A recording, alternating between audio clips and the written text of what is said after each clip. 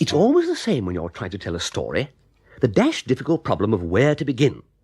I mean, if you fool about too long at the start trying to establish atmosphere and all that sort of rot, you fail to grip, and the customers walk out on you. Get off the mark, on the other hand, like a scalded cat, and your public is at a loss. It simply raises its eyebrows and can't make out what you're talking about. But I suppose the complex case of Gussie Fink-Nottle, Madeline Bassett, my cousin Angela, my Aunt Dahlia, young Tuppy Glossop, and the cook Anatole, which I'm about to relate, may be said to have had its inception, if inception is the word I want, with that visit Aunt Dahlia, Angela, and I paid to Cannes at the beginning of June. For if I hadn't gone to Cannes, I wouldn't have met the aforementioned Bassett or bought that white mess jacket. Yes, most decidedly, Cannes was the point d'appui. Right-ho, then? Right. Let me marshal my facts. We stayed at Cannes about 2 months. And so it was that at 7:20 p.m. on July the 26th, I was standing on Victoria Station waving a fond farewell to aunt and child as they shoved off in Aunt Dahlia's car to Brinkley Court, her place in Worcestershire. Toodle-pip, Aunt Dahlia! Toodle-pip! Good evening, sir. Jeeves! Precisely, sir. I have brought the automobile to effect the conveyance of your luggage back to the flat. I say, Jeeves, that's very white of you. Very feudal. I endeavour to give satisfaction, sir. Well, I'll take that one, Jeeves. No. The small one.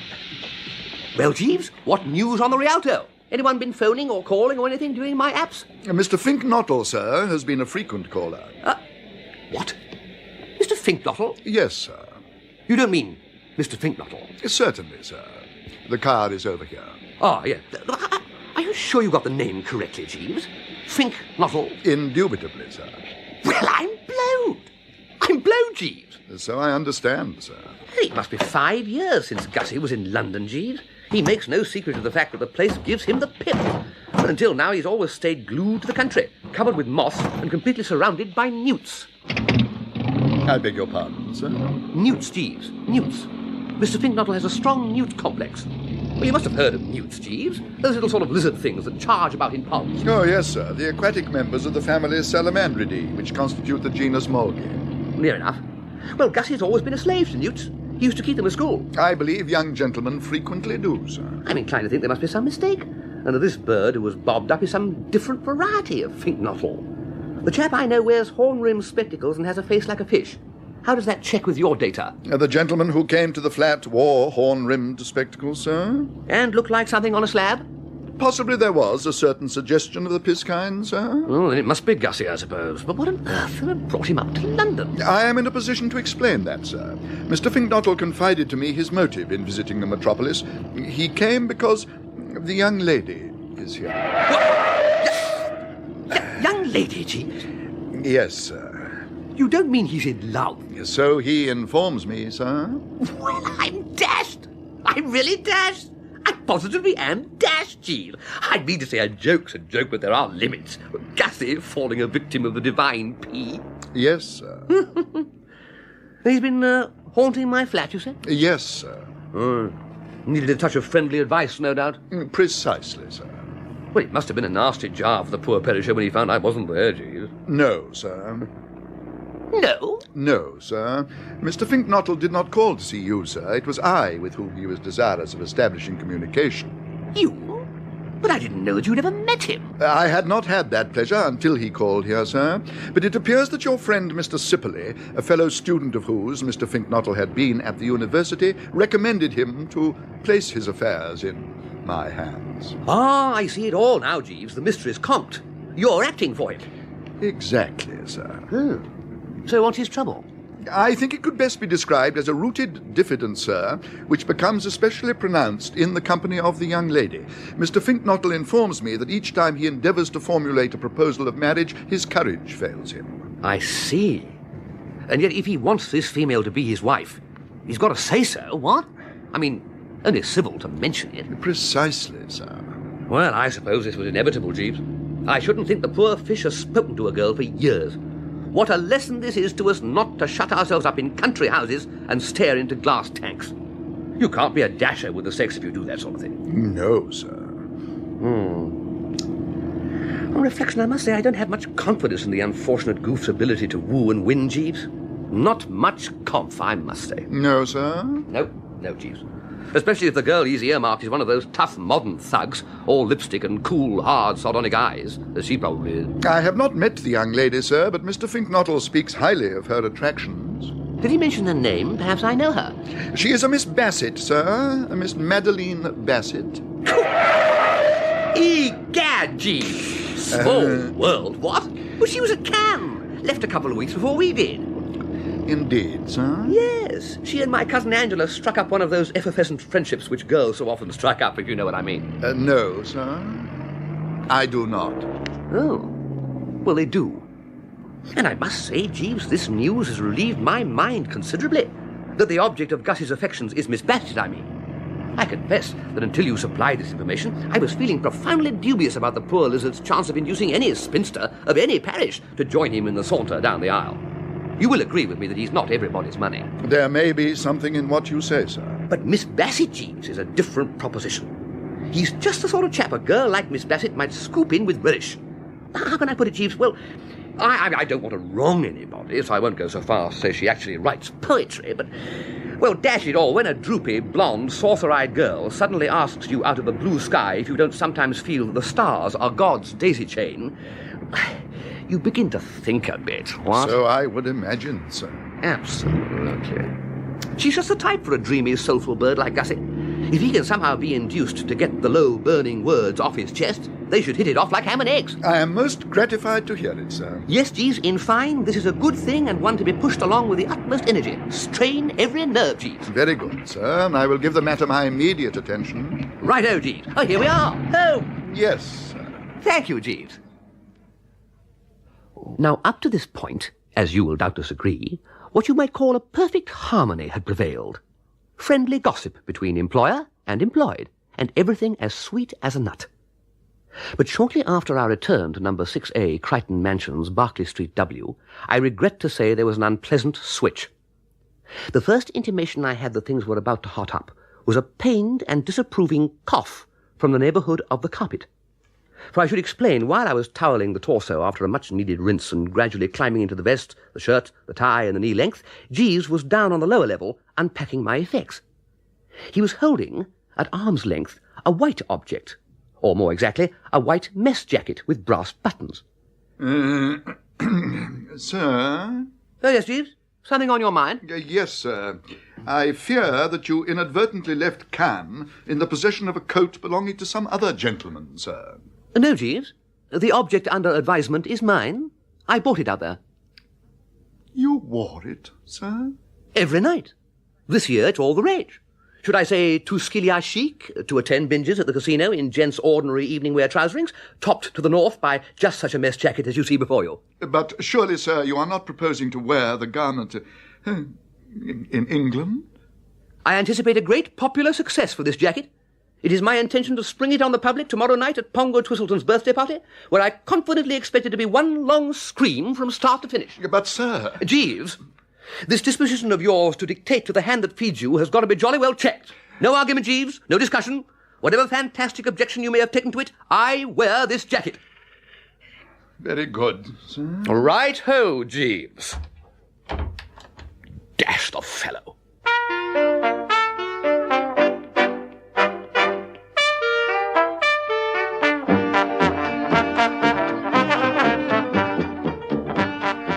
Even though I had forced the man to climb down, quelling him as described with the quiet strength of my personality, I was still feeling a trifle shirty with Jeeves when an hour or so later I toddled into the drones for a bite of dinner.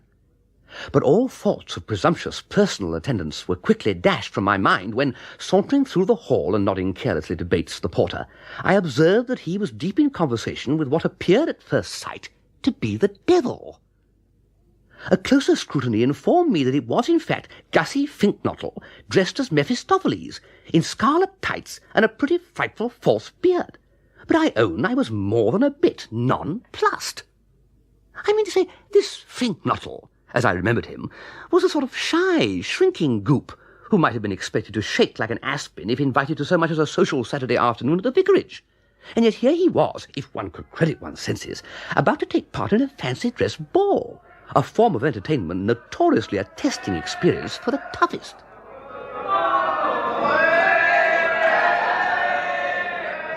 Gussie! What on earth are you doing here? Oh. Hello, Bertie. I didn't know you were a member of the drones. No, quite. I'm a guest of Sippy's. I just popped in to ask him how he thought I looked, but he doesn't seem to be here. How do you think I look, Bertie? Well, frankly, Gussie, perfectly foul. Well, yes, however, anyway, you're off for an evening's pleasure. Pleasure? Well, aren't you looking forward to this rout or revel? Oh, I suppose it'll be all right, Bertie. Well, come into the smoking room for a spot. A quick orange juice, perhaps. I must be off in a minute, though. I was just getting Bates to call me a cab. Well, come on, then we can watch out for it from the window. Well, Gussie, old leper, I've been hearing all about you, and I should like to begin by saying that in my personal opinion, Miss Madeline Bassett is, a charming girl. A winner, and just the sort for you. You don't know her, Bertie? Well, certainly I know her. What beats me is how you do. Where did you meet? She was staying at a place near mine the week before last, and I met her out for a walk with her dog. The dog had got a thorn in its foot, and when she tried to take it out, it snapped at her. So, of course, I had to rally round. Well, you extracted the thorn? Yes. And fell in love at first sight? Yes. Well, dash it, you rabbit, with a thing like that to give you a send-off. Why didn't you cash in immediately? Oh, I hadn't got the nerve, Bertie. Oh. Well, so what happened then? Oh, we talked for a bit. What about? Oh, birds. Birds? What birds? The birds that happened to be hanging around. And the scenery and all that sort of thing. She said she was going to London and asked me to look her up if I was ever there. And after that you didn't so much as press her hand? No. Oh, no. Of course not. Well, we must see what can be done. Things may brighten. At any rate, Gussie, you will be glad to learn that I am behind you in this enterprise. You have Bertram Wooster in your corner. Thanks, man, thanks. And Jeeves, of course, which is the thing that really matters. Jeeves? Yes. A mastermind, Bertie. Really? Yes, of course. I say, anything wrong, Bertie? Oh, no. A lesser man might be slightly nettled by your implication that Bertram Wooster is a cipher in his own house, and the only member of the household with brains and resource is Jeeves. But the whole point about Woosters is that they are not lesser men. Bertie, what's the matter? Have you and Jeeves had a row? What? No, not a bit, not at all. No, not a bit. And now, Gussie, harking back to your problem, tell me, what, if anything, has this Jeeves been doing about it? He's been giving the position of affairs a lot of thought, Bertie. Oh, he has he? Oh, yes. It's on his advice that I'm going to this dance. What? Well, she's going to be there, and Jeeves considered I ought to go. Oh, look, there's my taxi. That's not yours. So, this is Jeeves's idea, is it? And why are you not going as a Pierrot, may I ask? Like every other well-bred Englishman? Why this break with the grand old tradition? Well, Bertie, Jeeves particularly wanted me to go as Mephistopheles. Oh, he did he? He specifically recommended that costume? Yes. Ah! Eh? Nothing. Just... Ah! I find that pretty dashed ironical, I must say. Tell me, Gussie, why Mephistopheles? Well, it's a matter of psychology, Jeeves said. He's a great believer in the moral effect of clothes, and he thinks I might be emboldened in a really striking costume. Uh-huh. And are you? Well, to be absolutely accurate, Bertie, old man, no. No, Gussie, no. As one who threw ink darts at you and vice versa, that is to say, a very old friend, take my advice, don't go within a mile of this binge. But it's my last chance of seeing her, Bertie. She's off tomorrow to stay with some people in the country. Besides, you don't know. Don't know what? This idea of Jeeves's won't work. In a striking costume like Mephistopheles, I might easily pull off something pretty impressive. Well, colour does make a difference. Look at newts. I mean, during the mating season, the male newt is brilliantly coloured. It helps him a lot. But you aren't a male newt. I wish I were. Do you know how a male newt proposes, Bertie? He just stands in front of the female newt, vibrating his tail and bending his body in a semicircle. I could do that on my head. No, you wouldn't find me grousing if I were a male newt. But if you were a male newt, Madeline Bassett wouldn't look at you. Not with the eye of love, I mean. She would if she were a female newt. But she isn't a female newt. No, but suppose she was. Well, if she was, you wouldn't be in love with her. Yes, I would if I were a male newt. Oh, look, I have a feeling this discussion has reached saturation point. And anyway, Gussie, the salient point that emerges from all this is that you are booked to appear at a fancy dress ball Fink-Nottle, and I tell you out of my riper experience of fancy dress balls that you will not enjoy yourself. It isn't a question of enjoying myself, Bertie. I wouldn't go. I must go. I keep telling you she's off to the country tomorrow. Oh, look, there's my cab now, Bertie. I must pop off. But Gussie! No, I must go. So long, Bertie. Cheerio, old man. So long. Bye. Cheerio. And giving me the sort of weak smile Roman gladiators used to give the emperor before entering the arena, Gussie trickled off. As soon as he had gone, I made straight for the telephone booth in the hall, for the moment had arrived, as I perceived, for finally putting Jeeves in his place, and I was all for it. I mean to say, here he was, making heavy weather about my wearing a perfectly ordinary mess jacket, while in the same breath, as it were, inciting Gussie Fink-Nottle to be a blot on the London scene in scarlet tights. Ha!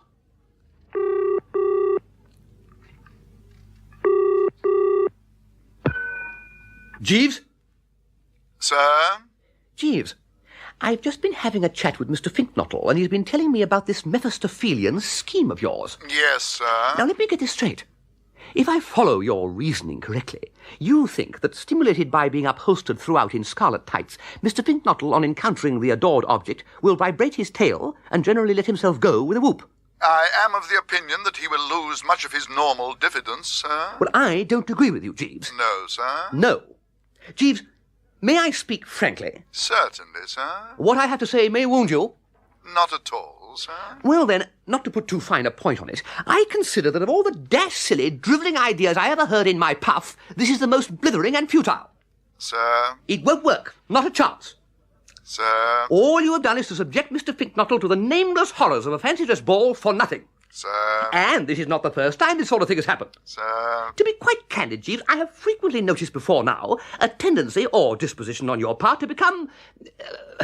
what's the word? I could not say, sir. Eloquent. No, it's not eloquent, no. Elusive. No, it's not elusive. No, it's on the tip of my tongue. Now, it begins with an E and means being a jolly sight too clever. Elaborate, sir? That is the exact word I was after. Thank you, sir. Too elaborate, Jeeves. That is what you are frequently prone to become. Your methods are not simple, not straightforward. You cloud the issue with a lot of fancy stuff that is not of the essence. All that a non-starter like Gussie needs is the elder brotherly advice of a seasoned man of the world. So what I suggest is that from now onwards you leave this case to me. Very good, sir. I shall no doubt think of something quite simple and straightforward, yet perfectly effective ere long. No doubt, sir. Right-ho, Jeeves. Good night, then. Good night, sir.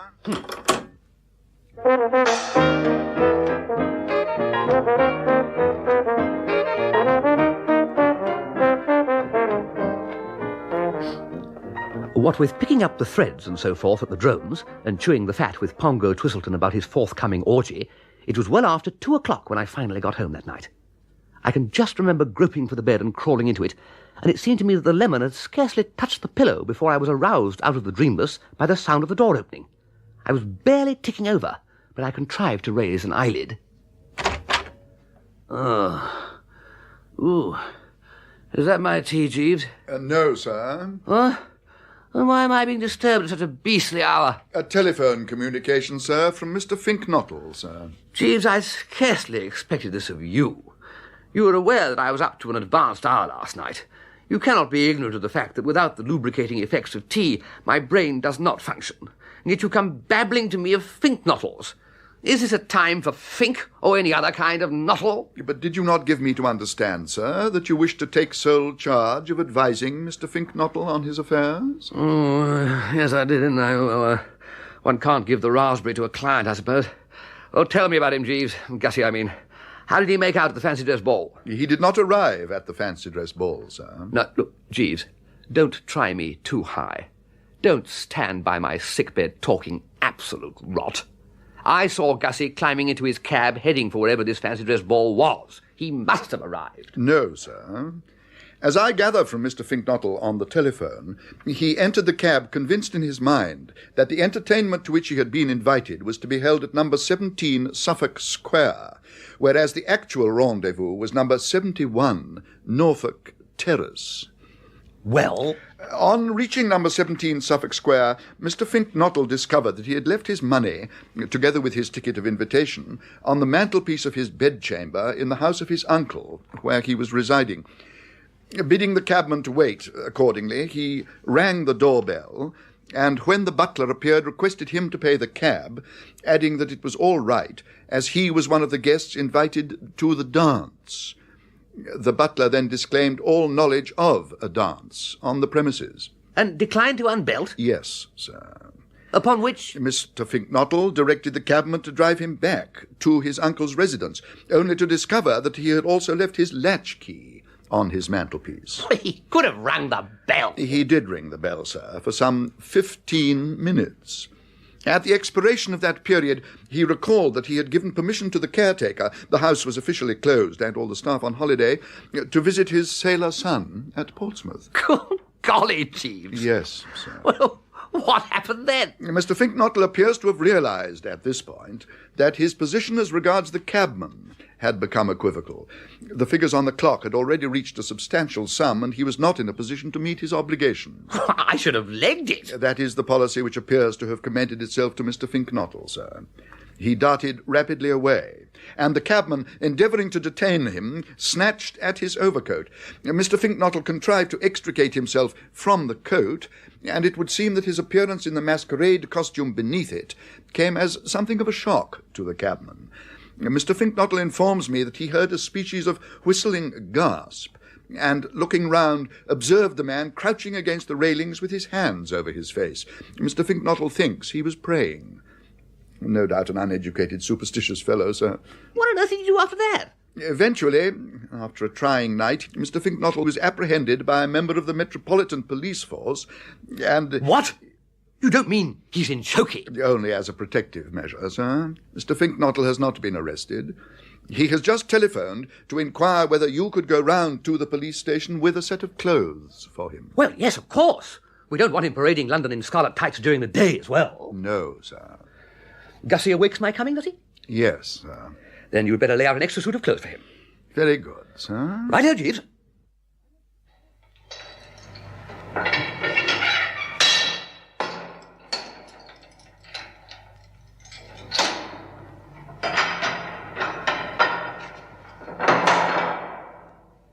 Well, Gussie. Hello, Bertie. What ho? What ho? I hear you've been through it a bit. Yes. Thanks to Jeeves. Oh, it wasn't Jeeves's fault. Entirely Jeeves' fault. Oh, I don't see that. I forgot my money and latchkey. And now you better forget Jeeves, Gussie.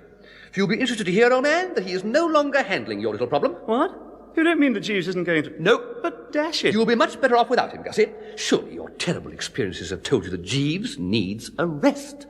The keenest of thinkers strikes a bad patch occasionally. This is what has happened to Jeeves. He's lost his form, his grip. He wants his plugs decarbonized. But, Bertie, I need Jeeves's advice.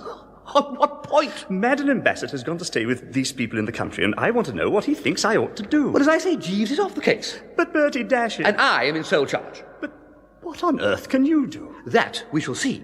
Sit down and let us confer. I am bound to say the thing seems quite simple to me. You say this girl has gone to visit friends in the country. It would appear obvious that you must go there too and flock round her like a poultice. Elementary. But, Bertie, I can't plant myself in a lot of perfect strangers. Don't you know these people? Well, of course I don't. I don't know anybody. All I know is that their name is Travers, and it's a place called Brinkley Court down in Worcestershire. Ha! Gussie! It was a lucky day for you when Bertie Wooster interested himself in your affairs. As I foresaw from the start, I can fix everything. This afternoon... No. Tomorrow, yes. Better give her a chance to get settled in. Tomorrow afternoon, you shall go to Brinkley Court, an honoured guest. But, Bertie, you don't mean you know these Traverses? They are my Aunt Dahlia. My gosh! Ah, you see how lucky you were to get me behind you? Could Jeeves have got you into Brinkley Court? Not a chance. Aunt Dahlia isn't his aunt. I merely mention these things. My Jove, Bertie, I don't know how to thank you. My dear chap, it's all part of the Wooster service. And when I formulated the plan of campaign, Jeeves, Gussie quivered like a moose. Well, I suppose it must always be rather a thrilling experience for a novice to watch me taking hold. No doubt, sir. And simple. You observed the whole thing? Nothing elaborate? No, sir. Nothing far-fetched, nothing strained or bizarre, just nature's remedy? Yes, sir. Yes. I feel thoroughly satisfied with the morning's endeavours, Jeeves. And to round off a perfect day, I have Pongo's birthday party to look forward to tonight. Yes, sir. You You were wrong about that mess jacket, Jeeves. These things are a matter of opinion, sir. When I wore it at the casino in Cannes, beautiful women nudged each other and whispered, "Who is he?" The code at continental casinos is notoriously lax, sir. I'm convinced that you will eventually learn to love this jacket, Jeeves. I fear not, sir. Right-ho, Jeeves. Very good, sir. Incidentally, sir, there is a telegram on the hall table. Did you observe it as you came in? No, I didn't. A telegram, is it? Right-ho, Jeeves. I can handle this. Very good, sir.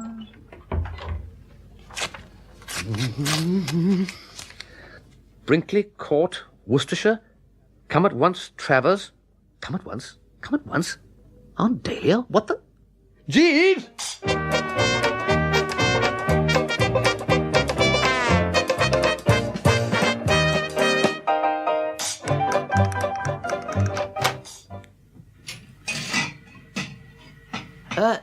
Jeeves? Good afternoon, sir. I'm sorry to disturb you while you're about a domestic task, Jeeves, but I feel the need of a second opinion. Certainly, sir. I am in the process of preparing the afternoon tea, but I have no doubt that that duty can be successfully discharged in conjunction with whatever else you may desire of me. I think I better begin at the beginning. You remember this morning I received a telegram from Aunt Dahlia? Mrs. Travers, you know. I was aware of your receipt of a telegraphic communication, sir, but you did not at the time favour me with your confidence as to the identity of the sender. Oh, no, I didn't I? I was going to, but I didn't. Yeah, no doubt, sir. Well, here it is anyway, Jeeves. Exhibit A. You better read it. Very good, sir. Come at once, Travers, sir. Precisely, Jeeves. As mysterious a communication as ever flashed over the wires, what? Sir? Well, Jeeves, who does this aunt think she is, ordering me about like some varlet or serf? Does she think she's Queen Elizabeth? Not to my knowledge, sir. Quite.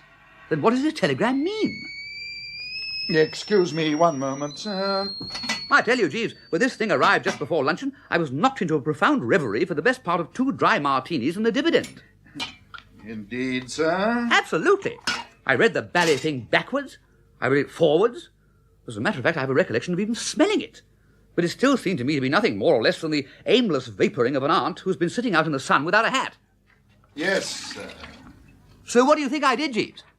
I could not say, sir. I sent this reply. Here, Exhibit B. Yes, sir. Perplexed, explain, Bertie. Sir? Precisely, Jeeves. Not unreasonable, I think. No, sir. Right-ho. And then, Jeeves, after the well-cooked luncheon, if you recall, you brought me Aunt Dahlia's reply. Exhibit C. What on earth is there to be perplexed about, ass? Come at once, Travers, sir. That's the one. And 3 cigarettes and a couple of turns about the room later, Jeeves, I had produced this. Exhibit D, sir? No less, Jeeves. How do you mean, come at once, regards, Bertie, sir? To which he replied, Jeeves? I mean, come at once, you maddening half-wit. What do you think I meant? Come at once, or expect an aunt's curse first post tomorrow, love Travers, sir. So, Jeeves, I then dispatched the following message, wishing to get everything quite clear, you understand. Exhibit F. When you say come, do you mean come to Brinkley Court? And when you say at once, do you mean at once, fogged, at a loss, all the best, Bertie, sir? Very well read, Jeeves. And now, if you will credit it, I've just received this. Exhibit G. Yes, yes, yes, yes, yes, yes, yes. It doesn't matter whether you understand or not. You just come at once and, for heaven's sake, stop this back chat. Do you think I am made of money that I can afford to send you telegrams every 10 minutes? Stop being a fathead and come at once, love Travers, sir. Thank you, Jeeves. Well, that concludes the papers in the case. What do you make of them? I think Mrs. Travers wishes you to come at once, sir. Yes. I put the same construction on the thing myself. But why, Jeeves? What does she think she's playing at? I could not say, sir. Well, I mean, dash it all. We've only just parted after 2 months together in the south of France. Well, Bertie Wooster isn't accustomed to this gluttonous appetite for his society. Most people consider the medium dose for a normal adult about 2 days. Yes, sir. I appreciate the point you raise. Nevertheless, Mrs. Travers appears very insistent. I think it would be as well to acquiesce in her wishes. Pop down, you mean? Precisely, sir. Well, I'm certainly not going to do that.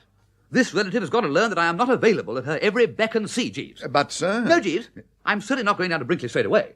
Aunt Dahlia and other people, whose names I won't mention, have got to be shown that Bertram Wooster has a mind of his own.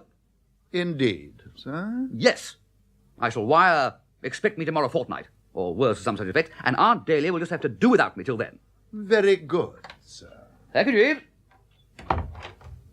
And so, dismissing Aunt Dahlia from my mind for the nonce, I turned my attention for the rest of that day to Pongo Twistleton's party. Pongo had assured me, while chatting of the affair on the previous night, that this birthday binge was to be on a scale calculated to stagger humanity. And I must say, I have participated in less fruity functions.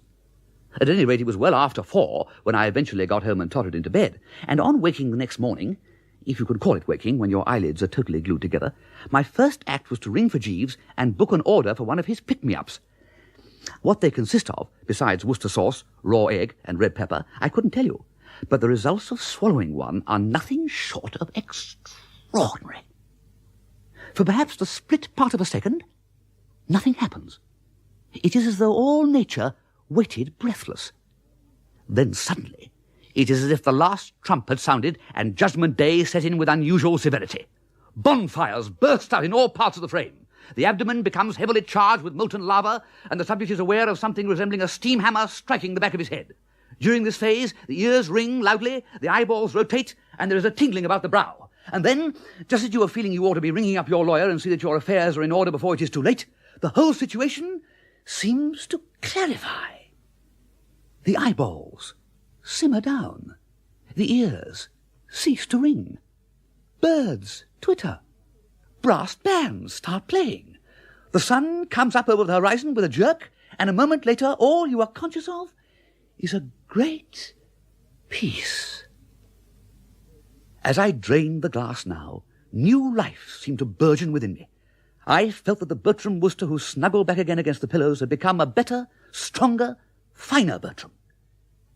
And then, as if fate had deliberately set out to prove to me just how wrong you can be, there was a sound like a mighty rushing wind, the door flew open, and Aunt Dahlia crossed the threshold at 50 miles an hour under her own steam, yelling in a voice that hit me between the eyebrows and went straight out at the back of my head. Wake up, Bertie, you old ass! Wake up! Wake up! Aunt Dahlia! Aunt Dahlia, stop that!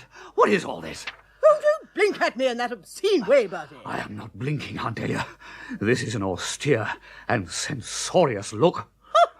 I wonder, my lad, if you have the faintest conception how perfectly loathsome you look. A cross between an orgy scene in the movies and some low form of pond life.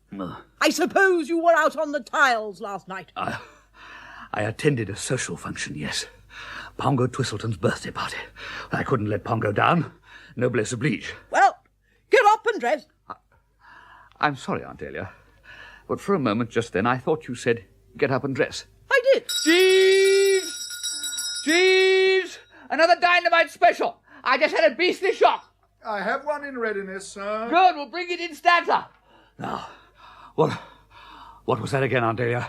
I said, get up and dress. But...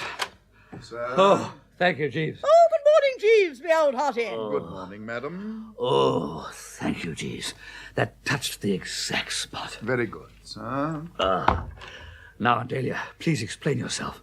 All this, you're barging in and telling me to get up and dress and all that rot. I've barged in, Bertie, as you call it, because my telegrams seem to produce no effect. And I told you to get up and dress because I want you to get up and dress. I've come to take you back with me. I like your crust, wiring that you would come next year or whenever it was. You're coming now. There's man's work for you to do at Brinkley Court. Be ready to the last button in 20 minutes. What? I can't possibly be ready to any buttons in 20 minutes. I'm still feeling awful. Well, I suppose it's only humane to give you a day or two to recover. All right, then. I shall expect you on the 30th at the latest. Oh, dash it all, what is all this, Aunt Dahlia? How do you mean a job? Why a job? What sort of job? What job would Well, I I possibly tell do? you, if you'll only stop talking for a minute. It's quite an easy, pleasant job. You'll enjoy it. Have you ever heard of Market Snodsbury Grammar School? Never. It's a grammar school at Market Snodsbury. Yes, Aunt Dahlia, I had divined as much. Well, Well, how was I to know that a man with a mind like yours would grasp it so quickly? Well, all right then. Market Snodsbury Grammar School is, as you have guessed, the grammar school at Market Snodsbury. I'm one of the governors. They left the arrangements for the summer prize-giving to me. Now, this prize-giving takes place on the last or 31st day of this month. Have you got that clear? I follow you, yes. I see the point you were trying to make, certainly. Market, Snodsbury, Grammar School, Board of Governors, prize-giving, quite. But what's it got to do with me? You're going to give away the prizes. What? Me? You. You don't mean me? I mean you in person. You're pulling my leg. I'm not pulling your leg. Nothing would induce me to touch a beastly leg. No, the vicar was to have officiated. But when I got home, I found a letter from him saying that he had strained a fetlock and must scratch his nomination. Well, you can imagine the state I was in. I telephoned all over the place. Nobody would take it on. And then suddenly I thought of you. Ha! So you think I'm going to strew prizes at this bally-do-the-boys hall of yours, do you? I do. And make a speech? Exactly. Oh, for goodness sake, don't start gargling now. This is serious. I was laughing. Oh, were you? Well, I'm glad to see you taking it in this merry spirit. Well, I won't do it, Aunt Dahlia. That's final. I simply will not do it. You will do it, young Bertie, or never darken my door again. And you know what that means. No more of Anatole's dinners for you. No. I say, dash it. I thought that'd rattle you. Greedy young pig. One is not a greedy young pig, Aunt Dahlia, because one appreciates the cooking of a genius, a monarch of his profession, a superb artist. Oh, all right, put a sock in it. I must say I like the great man's roasts and ragouts myself. But not another bite of them do you get, you miserable worm, if you refuse to do this simple, easy, pleasant job. No, not so much as another sniff. But Aunt Dahlia, Aunt Goodbye, Bertie. Goodbye, Bertie. See myself out, Jeeves. Very good, madam. Jeeves! Jeeves! Jeeves! Jeeves! Jeeves! Sir? Rally round, Jeeves. I'm beginning to feel like some wild thing caught in a snare. I'm very sorry to hear that, sir. Do you know why Aunt Dahlia was here, Jeeves? She wants me to distribute the prizes to some beastly seminary she's a governor of down at Market Snodsbury. Indeed, sir. I fear that you will scarcely find that a congenial task. You never spoke a truer W, Jeeves. Oh, golly. Incidentally, sir, Mr. Fink-Nottle has just rung up on the telephone. Gussie? Yes, sir. He was inquiring whether you had made the necessary arrangements for his projected visit to Brinkley Court today. Oh, I completely forgotten about that. You better send Aunt Dahlia a telegram warning her to expect him sometime this PM. She'll get it when she gets home. Very good, sir. No. Wait a minute, Jeeves. I've just had an idea. Indeed, sir. Absolutely. Let us not dismiss this Fink-Nottle so lightly. Methinks the old newt fancier can be my salvation after all. Cast your mind back, Jeeves. You remember the basic thinking behind the scheme I devised for him? Viz., that he had to be at Brinkley Court in order to have a hope of wooing and winning Madeline Bassett? Yes, sir. I mean, the only chance a fish-faced freak like Gussie had of clicking romantically is to cash in on the fact that Brinkley is simply ill with atmosphere. Certainly, sir. Well, that means he can't slide off, what? He's got to stick around. So if I shove this prize-giving binge off onto him, he'll have to swallow it, eh? You could well be right, sir. I am right, Jeeves. This is the goods. I shall wire Aunt Dahlia later this afternoon saying that I can't get over and suggesting that she unleashes Gussie on these young borstal inmates of hers in my stead. But if Mr. Fink-Nottle should decline, sir... Don't be ridiculous, Jeeves. Can you see him declining? Just conjure up the picture in your mind. Scene, the drawing room at Brinkley. Gussie wedged into a corner with Aunt Dahlia standing over him making hunting noises. I put it to you, Jeeves. Can you see a rabbit like Gussie declining? Not readily, sir, I agree. Mrs. Travers is a forceful personality. Absolutely. Phew. I think you might bring me just one more of those dynamite specials of yours, Jeeves. This narrow squeak has made me come over all paint. Very good, sir. Thank you, Jeeves.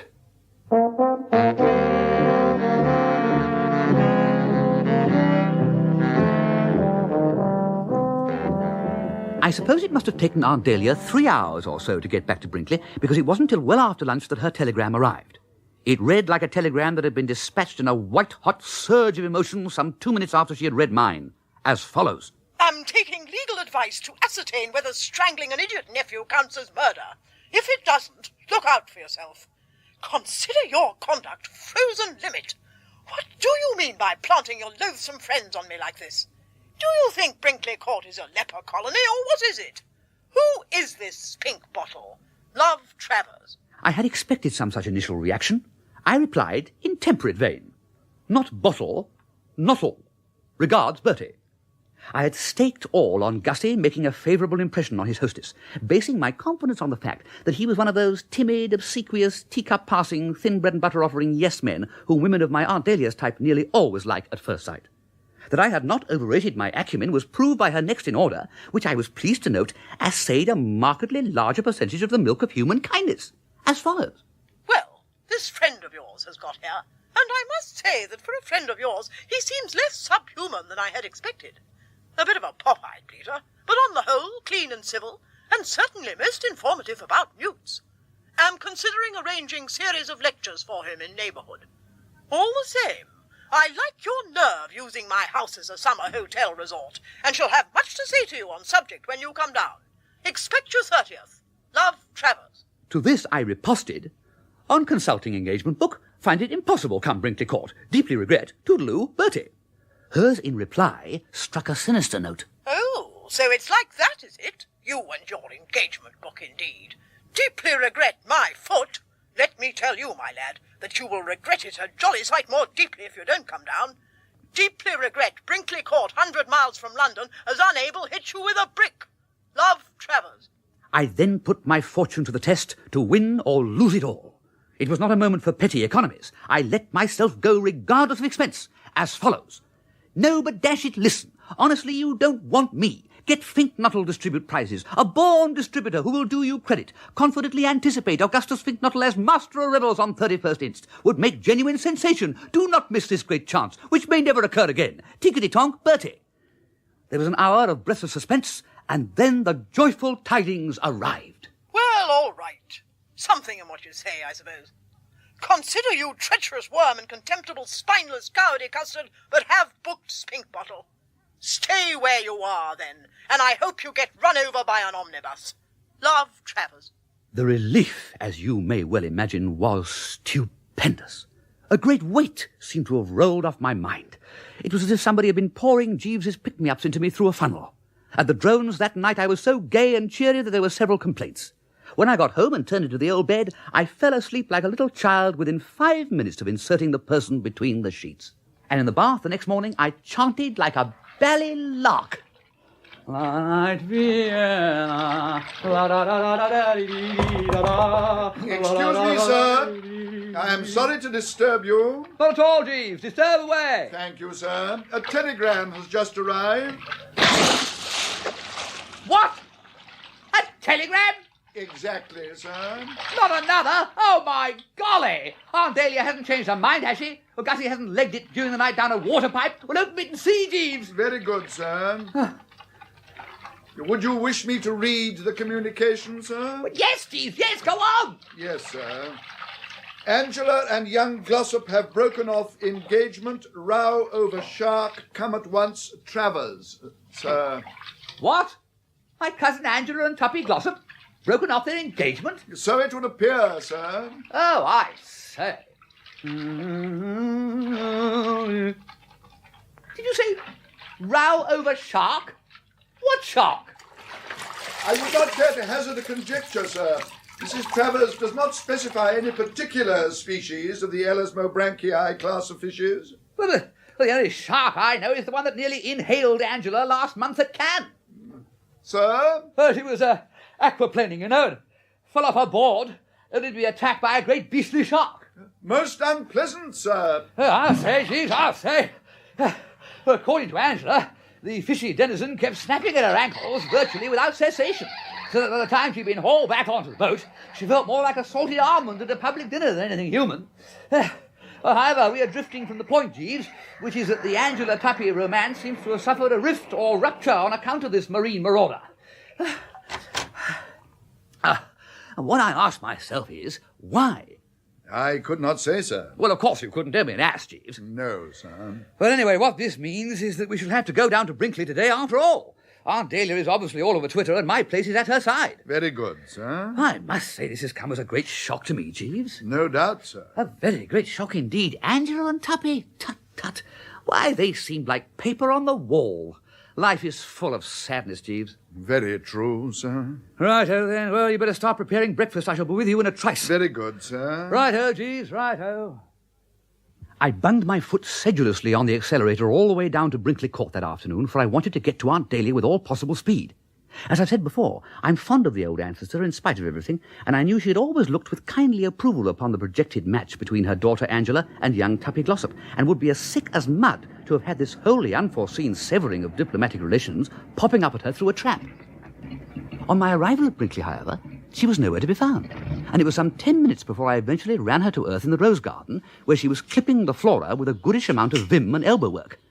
I could see at a G that the unfortunate affair had got in amongst her in no uncertain manner, for her usually cheerful map was clouded, and the genial smile conspicuous by its A. She looked like an aunt who had just bitten a bad oyster. Ah, Bertie. Decent of you to rally round. Oh, my place was by your side, Aunt Dahlia. Bad show, this, my dear old flesh and blood. I'm afraid you're having a sticky time. You must be worried. Worried is right. Haven't had a peaceful moment since I got back from Cannes. Mind you, I have an idea that this pink bottle of yours is going to be good. If only he can keep off newts. Has he been talking about newts? He has. Fixing me with a glittering eye like the ancient mariner. But if that was the worst I had to bear, I wouldn't mind.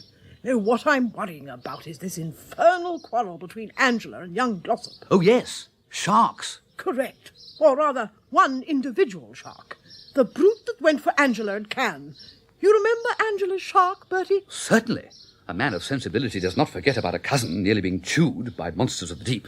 I remember the whole incident vividly. But how did that start the trouble? Well, she was telling him the story last night. Her eyes shining and her little hands clasped in girlish excitement. No doubt. Well, instead of giving her the understanding and sympathy to which she was entitled, what do you think this blasted Glossop did? He sat listening like a lump of dough, as if she were talking about the weather.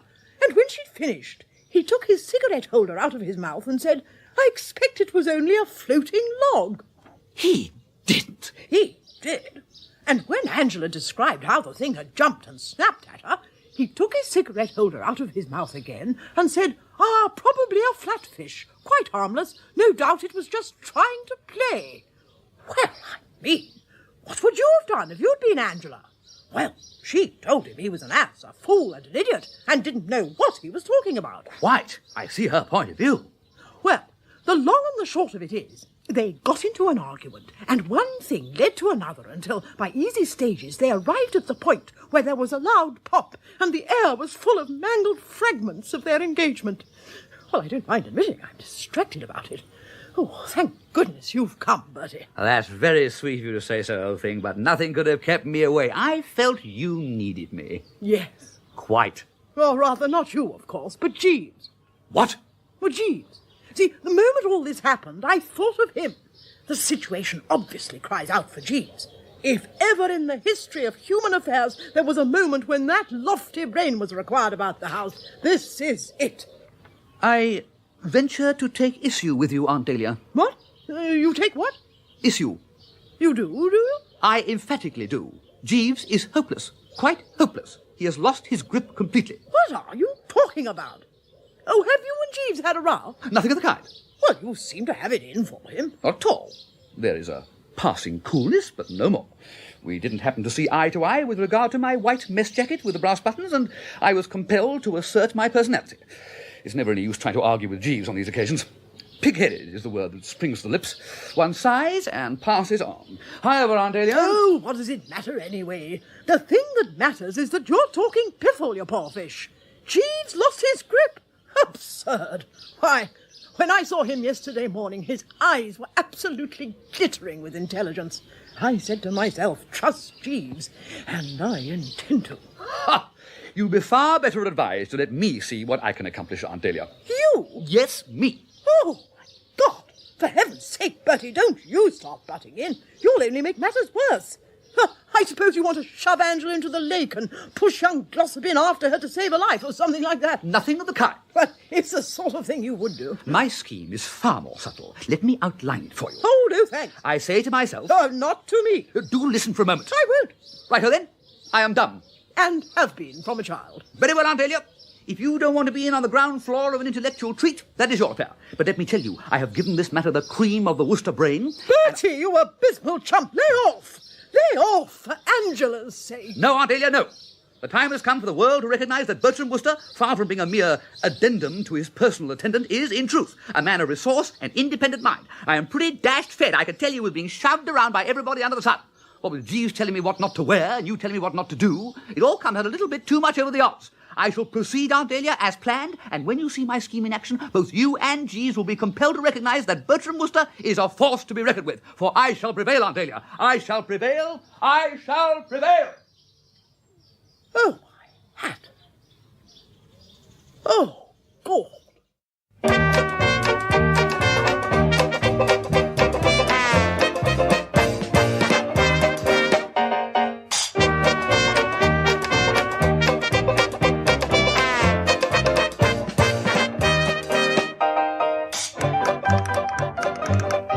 Think, Jeeves. At the moment, as you are aware, Gussie is a mere jelly in the presence of Miss Bassett, letting, what is it? It's a phrase of yours. Letting something do something. What is it? Cats enter into it, if I'm not mistaken. Letting I dare not wait upon I would, sir? Yeah, that's right. But how about the cats? Like the poor cat i' the adage, sir. Exactly. It beats me how you think up these things, Jeeves. Anyway, that is Gussie's position. He cannot bring himself up to scratch, but put him in romantic surroundings like Brinkley Court, and who knows what'll happen, Jeeves. Great lovers through the ages have fixed up the preliminary formalities at Brinkley. Indeed, sir. Absolutely. And besides, ask yourself how much more ginger he'll have in a week or so after he and the Bassett have been helping themselves to sausages out of the same dish day after day at the breakfast sideboard. Cutting the same ham, ladling out communal kidneys and bacon. Why, Oh, golly, Jeeves. Sir? I've had one of my ideas.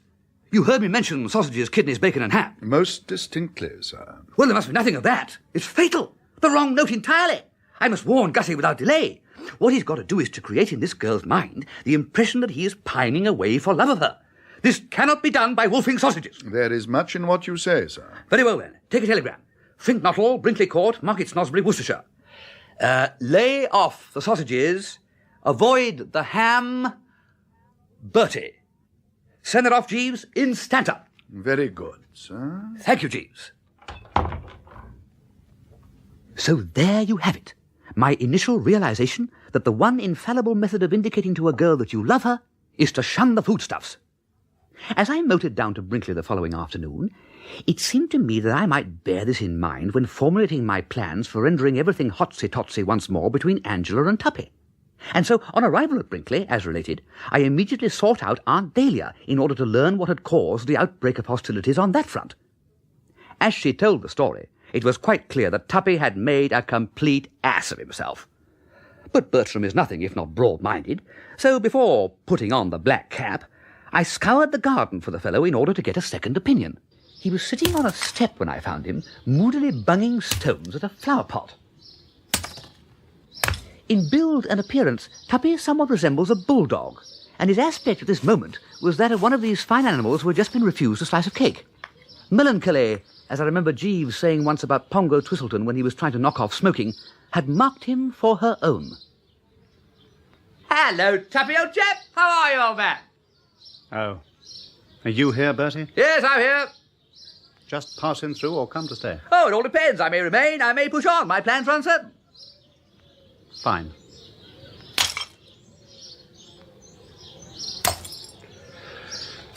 Bertie, Hello. shall I tell you something? Certainly, old bird. I was just beginning to feel that the scene could do with a bit more dialogue. Angela and I, we've bust up. I know. Some little friction, I gather, in Ree the shark that tried to make a light lunch of Angela at Cannes. Yes. I said it must have been a flatfish. So I heard. And if I may say so, I think you might have behaved with a bit more tact, old man. Tact? Well, yes. Well, was it nice? Was it quite kind to take the bloom off Angela's shark like that? Angela's shark is very dear to her. The thing was grazing at her ankle bone for several minutes after all. You must see that it was a bit of a sock on the jaw for her to hear it dismissed as a mere flatfish. But, Bertie, what about my side of the thing? Your side? Yes, you don't suppose I would have exposed this dashed synthetic shark for the flatfish it undoubtedly was if there hadn't been causes that led up to it, do you? What induced me to speak as I did was the fact that Angela, the little squirt, had just been most offensive, and I seized the opportunity to get a bit of my own back. Offensive? Exceedingly offensive, purely on the strength of my having let fall some casual remark to the effect that I wondered what Anatole was going to give us for dinner. She said that I was too material and ought not to be always thinking of food. Material, my elbow. As a matter of fact, I am particularly spiritual. Quite. I don't see any harm in wondering what Anatole was going to give us. Do you? Of course not. A mere ordinary tribute of respect to a great artist. But all the same, Tuppy, it seems a pity that the frail craft of love should come a stinker like this when a few manly words of contrition might... Bertie, you aren't suggesting that I should climb down? It would be the fine big thing, old egg. I wouldn't dream of climbing down. Tuppy, she's broken-hearted about this rift. How do you know? Have you seen her? No, but I'll bet she is. I'm convinced that a kindly word from you is all that it requires. No, Bertie, I'm sorry. It would be fatal. I know girls. Grovel, and the best of them get uppish. That I know, Tuppy, of course. I should have suggested it before. Don't eat any dinner tonight. What? Yes. Oh, can't you see how impressive that would be? For a start, she knows how devoted you are to food. I am not devoted to food. No. I am not devoted to food at all. Quite. All I meant was... This rot about my being devoted to food has got to stop. I have a good, healthy appetite, and am always willing to consider anything Anatole may put before me. But Quite, Tuppy, quite. All I meant was, if she sees you push your dinner away untasted, she will realise your heart is aching. It's an old trick, but it never fails. Push my dinner away, eh? Yes. Push away a dinner cooked by Anatole. Yes. Push it away untasted. Yes. Let us get this absolutely straight, Bertie. Tonight, at dinner, when the butler offers me riz de veau à la financière, or whatever it may be, hot from Anatole's hands, you wish me to push it away untasted. Yes. All right, then. You do it. Yes, I will. Fine, Tuppy, splendid. Talking of dinner, old man, look at the time. We better go and dress. Come on. Oh, righto. Yes, it's an excellent idea, Bertie. The more I consider it, excellent. Thanks, Tuppy. One of Jeeves's best, in fact. Yeah. What? Jeeves? Yes, you can tell him from me when you see him. I'm much obliged. What, Tuppy? You are suggesting that you think this scheme I've been sketching out is Jeeves's? Of course it is, old man. You wouldn't have thought of a wheeze like that in a million years. Oh, wouldn't I? Let me tell you, Glossop. Come on, Bertie. Jeeves isn't the only onion in the hash, you know. Come on, Bertie. Jeeves. Well, I'm dashed. It was as though somebody had slapped Bertram Wooster across the face with a wet dish rag, hearing those fat-headed words of Tuppy's. It is not too much to say that I was piqued to the tonsils. I mean to say, one does not court praise. The adulation of the multitude means very little to one. But all the same, when one has taken the trouble to whack out a highly juicy scheme to benefit an in-the-soup friend in his hour of travail, it's pretty foul to find him giving the credit to one's personal attendant, particularly if that personal attendant is a man who goes about the place not liking mess jackets. However, after 10 minutes playing with my toy duck in the bath, composure began to return to the Wooster soul, and it was much more the merry old Bertram who slid back to his bedchamber to dress. Jeeves was there unpacking and laying out the dinner disguise when I arrived, and he greeted the young master with his customary suavity. Good evening, sir. Good evening, Jeeves. I trust you had a pleasant bath, sir? Very pleasant, thank you, Jeeves. Hand me a sock or two, will you, and I'll begin to don. Certainly, sir. Well, Jeeves, a nice mess things seem to have gone and got themselves into in this rustic joint. So I have been informed, sir. The rift between Tuppy Glossop and my cousin Angela would appear to be serious. Yes, sir. The opinion in the servants' hall is inclined to take a grave view of the situation. And the thought that springs to your mind, no doubt, is that I shall have my work cut out to fix things up. Yes, sir. You are wrong, Jeeves. I have the thing well in hand. You surprise me, sir. I thought I would. Yes, Jeeves, I've just been in conference with Mr. Glossop, and everything is taped out. Indeed, sir. Might I inquire... You know my methods, Jeeves. Apply them. Have you, by any chance, been gnawing on the thing at all? Oh, yes, sir. I have always been much attached to Miss Angela, and I felt that it would afford me great pleasure were I to be able to be of service to her. A laudable sentiment. But I suppose you drew blank? No, sir. I was rewarded with an idea. Oh, And what was it? It occurred to me, sir, that a reconciliation might be effected between Mr. Glossop and Miss Angela by appealing to that instinct which prompts gentlemen in time of peril to hasten to the rescue. Jeeves, stop!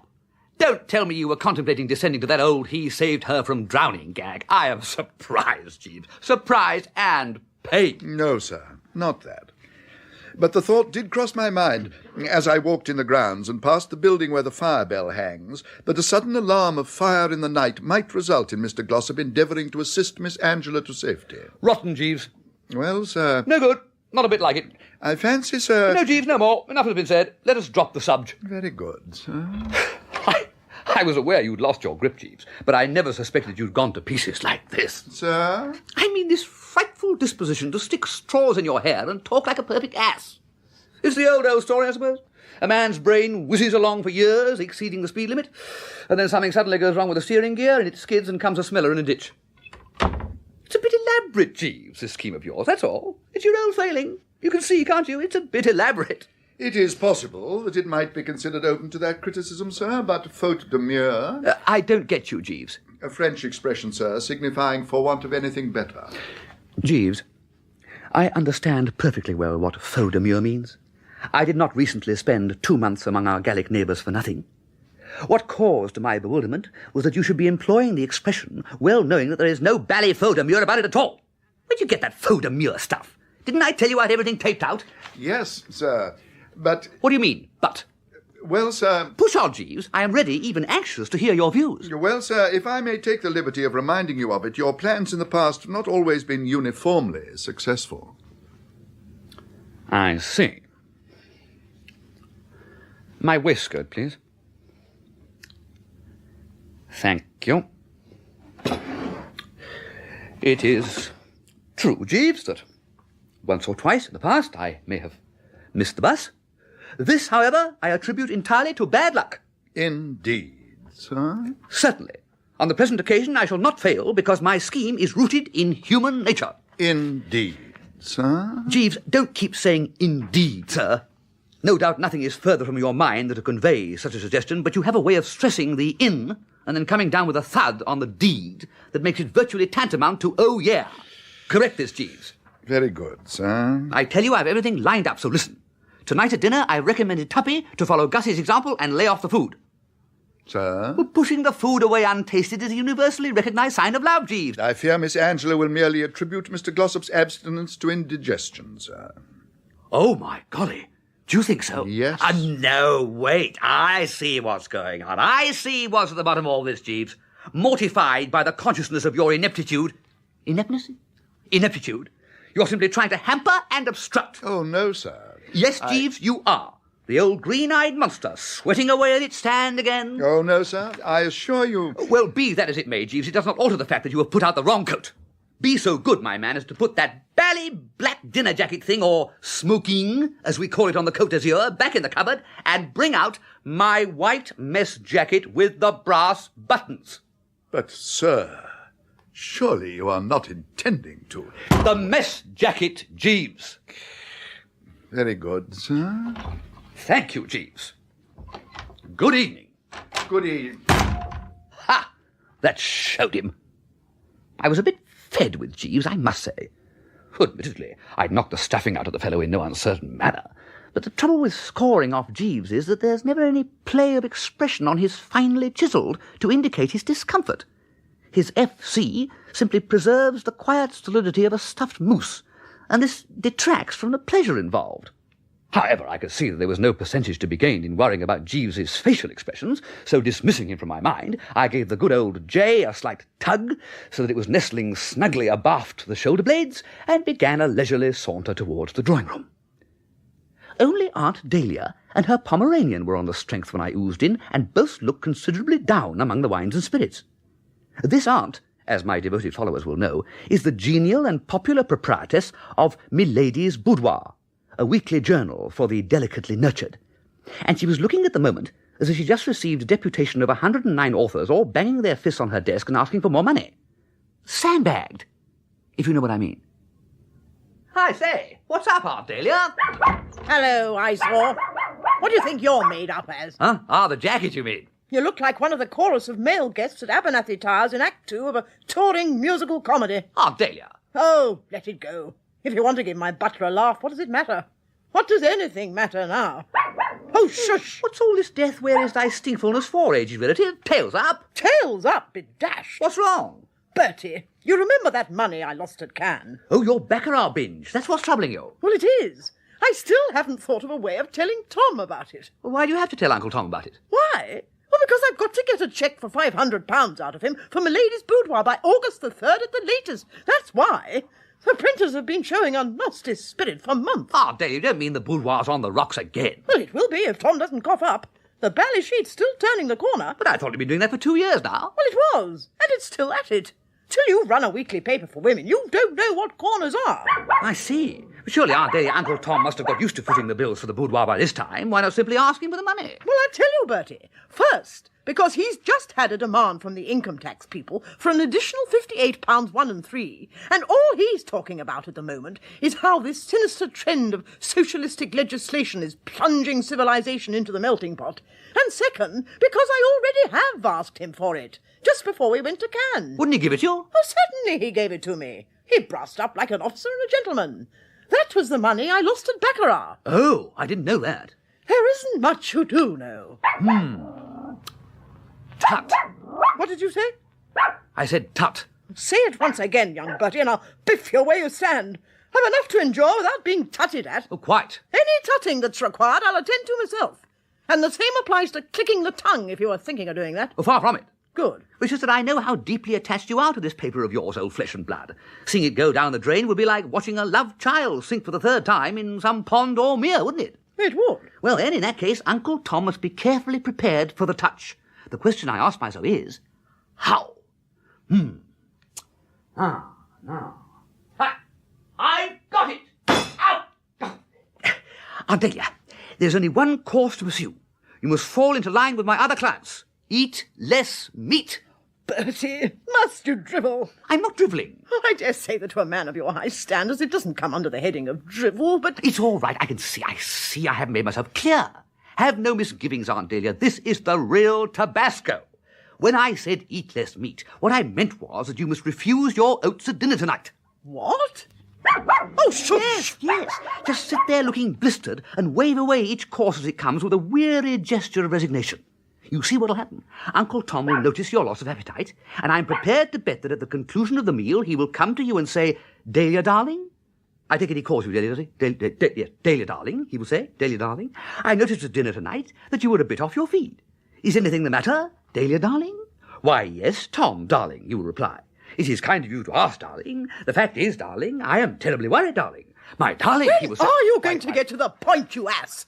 To judge by their dialogue, these Travises must be the soppiest pair of blighters that ever broke biscuit. We are almost there, Aunt Dahlia. My darling, he will say tenderly, is there anything I can do? To which your reply will be there jolly well is, viz., reach for his checkbook and start writing. Bertie, this is positively bright. I believe it might work. It's bound to work. I recommended it to Tuppy. Young gossip. In order to soften Angela. Oh, splendid. And to Gussie Fink-Nottle, who wants to make a hit with Madeline Bassett. Well, what a busy little brain it is. Oh, always working, Aunt Dahlia, always working. You're not the chump I took you for, Bertie. When did you ever take me for a chump? Oh, sometime last summer. I forget what gave me the idea. Yes, Bertie, this scheme is really bright. I suppose, in fact, Jeeves suggested it. What? Jeeves did not suggest it, Aunt Dahlia. I resent these implications. Jeeves has nothing to do with it whatever. Well, all right. No need to get excited about it. Well, why does everyone assume that Jeeves is the only fellow with brain? Jeeves, my eye. All right, all right. Oh, thank God for that. Come along, young Bertie. Come along now. Jeeves. Well, I'm dashed. I really am dashed. Jeeves. Conditions being what they were at Brinkley, I hadn't exactly expected the evening meal to be particularly effervescent. Nor was it. Silent, sombre. The whole thing more than a bit like Christmas dinner on Devil's Island. I tried to escape from this morgue as soon as I could, but Aunt Dahlia roped me in for a game of backgammon directly after dinner, and it was some little time before I could sneak back to the sanctuary of my room. On entering it, I found Tuppy Glossop pacing up and down in an overwrought way, like a zoo lion who has heard the dinner gong go and is hoping the keeper won't forget him in the general distribution. He was kicking chairs and things. Hello, Tuppy. Did you want to see me? Yes, I did, you blasted Wooster. Oh, what's this? Have you nothing to tell me about Angela? Only that she's a blister. What? Hasn't she come clustering round yet? She has not. Oh, that's very odd. Well, she must have noticed your lack of appetite. Lack of appetite? I'm as hollow as the Grand Canyon. Quite. She's probably looking for you now, Tuppy. Who is Angela? Yes, she must have noticed your supreme sacrifice. She didn't notice it at all, the little fathead. Tuppy! Of all the damn silly ideas I ever heard in my puff, Wooster, that recent scheme of yours was the most drivelling and pointless. That's all I have to say to you.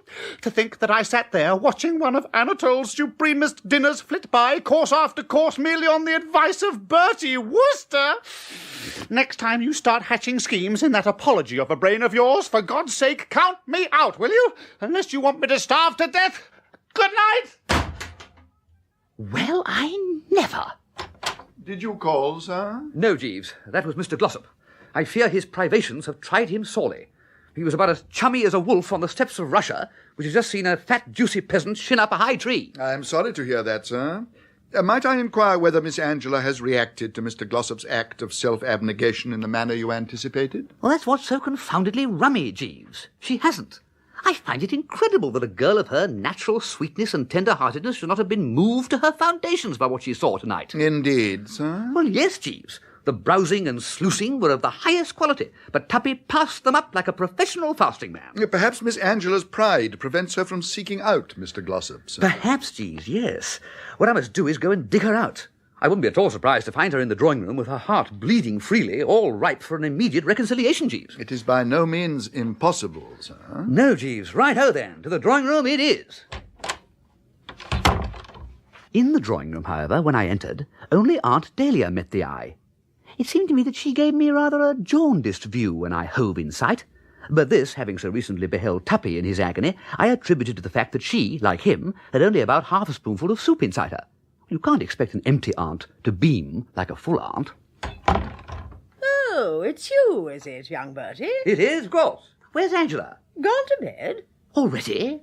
She said she had a headache. Oh, I don't like the sound of that much. No, that's definitely a bit disquieting. What did you want her for? Oh, nothing. I just thought she might like a stroll and a chat. Oh, are you going for a stroll? Where? Oh, hither and thither. Then I wonder if you would mind doing something for me, Bertie. Give it a name, Aged R. It won't take you long. You know that path that runs past the greenhouses into the kitchen garden? If you go along it, you come to a pond. That's right.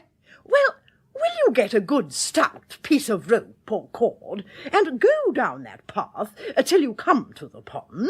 To the pond, right? And look about you till you find a nice heavy stone, or a fairly large brick will do. I see. Stone or brick, yes. And then? Then I want you, like a good boy, to fasten the rope to the brick and tie it round your damned neck and jump into the pond and drown yourself. What? Yes, and in a few days I will send to have you fished up and buried because I shall need to dance on your grave. But I'll tell you, what is all this about? I mean, you seem pipped with Bertram. Pipped? Noticeably pipped. Why this ill-concealed animus? Who was the ass? Who was the chump? Who was the dithering idiot who talked me, against my better judgment, into going without my dinner?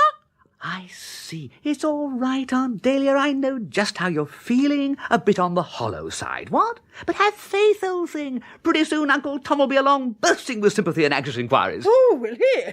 Will he? Do you know where he is now, you hellhound? He's in his study, with his face buried in his hands, muttering about civilization and melting pots. Eh? Why? Because it has just been my painful duty to inform him that Anatole has given notice. What? Well, what do you expect a sensitive, temperamental French cook to do if you go about urging everybody to refuse all food? I hear that when the first 2 courses came back to the kitchen practically untouched, his feelings were so hurt that he cried like a child. And when the rest of the dinner started homing in on him, he came to the conclusion that the whole thing was a studied and calculated insult, and decided to hand in his portfolio. Golly! You may well say golly! Anatole! God's gift to the gastric juices, gone like the dew off the petal of a rose, all through your idiocy. A fat chance I have of ever getting that money out of Tom now. Well, you know how easily his digestion goes on the blink. Oh, without Anatole, it'll be like old home week in Moscow. Quite. Oh, I might have known that some hideous disaster would strike this house like a thunderbolt if once you wriggled your way in and started trying to be clever. I'm sorry, Aunt Dahlia. What's the good of being sorry? But I acted for what I deemed the best. Well, another time try acting for the worst, and then we may possibly escape with a mere flesh wound. Yes, it's bad. It's quite bad, without a doubt. Certainly a nasty jar for one and all. But have no fear, Aunt Dahlia. I'll fix everything. What? If you dare try any more of your lunatic schemes... Oh, get out! Get out! Get out before I throw this handsomely bound volume of the works of Alfred Lord Tennyson at you! Get out! Get out! Oh, dear. I think Bertram's made something of a floater.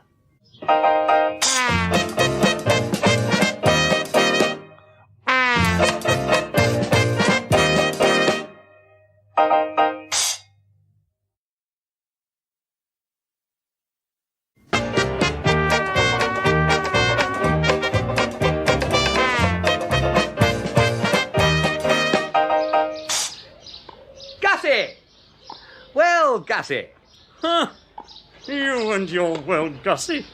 What's this? How do you mean, me and my well, Gussie? And between clenched teeth, too. I like your nerve. Coming bounding about the place saying, well, Gussie. That's about all the well, Gussie I shall require from you, Wooster.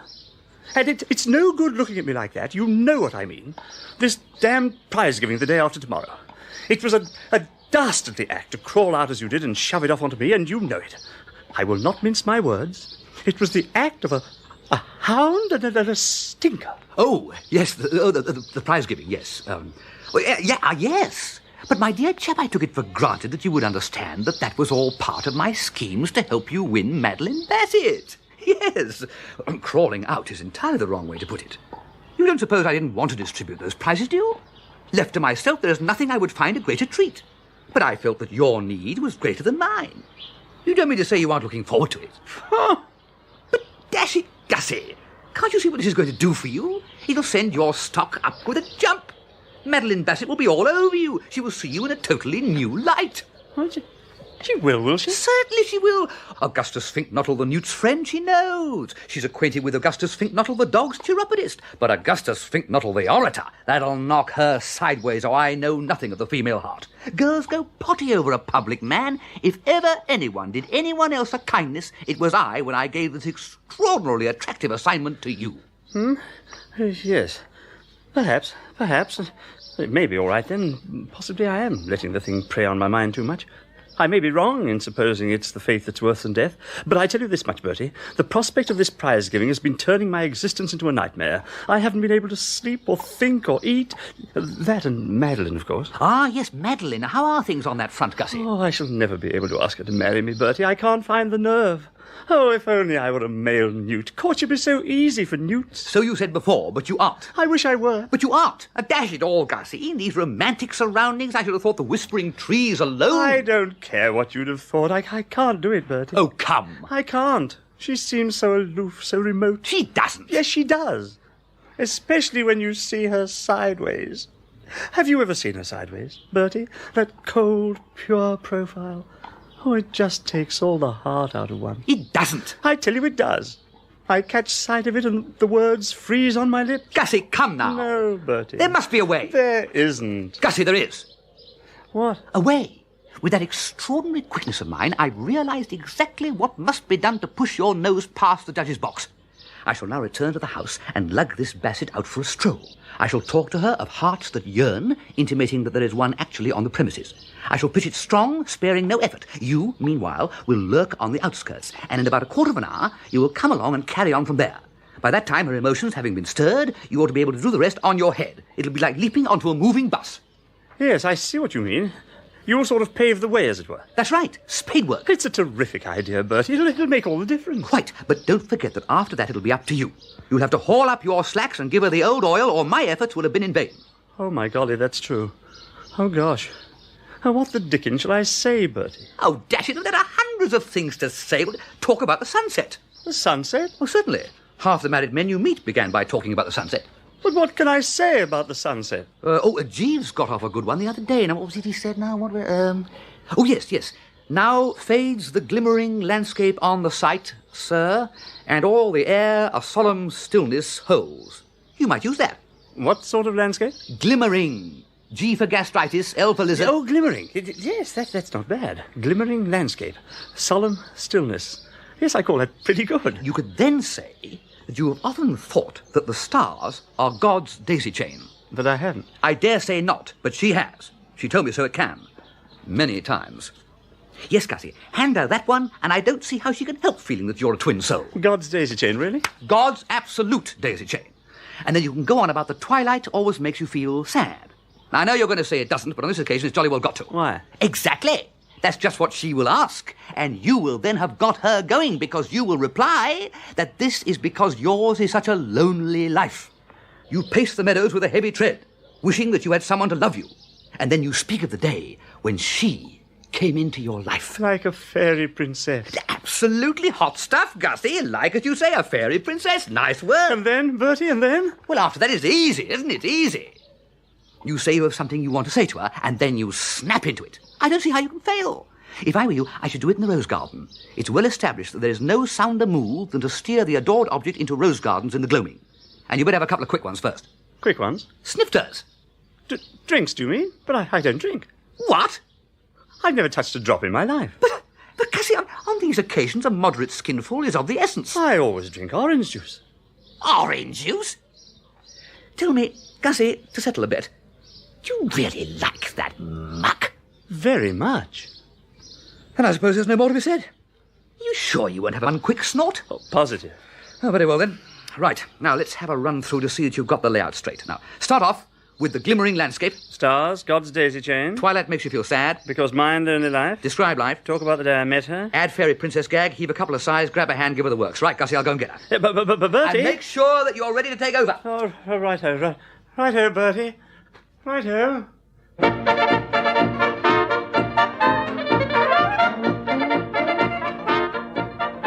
It was not until I had reached the drawing room and was enabled to take a square look at the Bassett that I found the debonair gaiety with which I had embarked on this affair beginning to wane a trifle.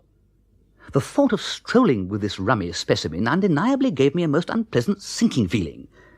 How different it would have all been, I reflected, if this girl had been the sort of girl one chirrups cheerily to over the telephone and takes for spins in the old two-seater. In that case, I would simply have said, listen, and she would have said, what? And I'd have said, you know Gussie Fink-Nottle? And she would have said, yes. And I'd have said, he loves you. And she would have said either, what, that mutt? Well, thank heaven for one good laugh today. Or else, in more passionate vein, hot dog, tell me more. I mean to say, in either event, the whole thing over and done with in under a minute. But with the Bassett, something less snappy and a good deal more glutinous was obviously indicated.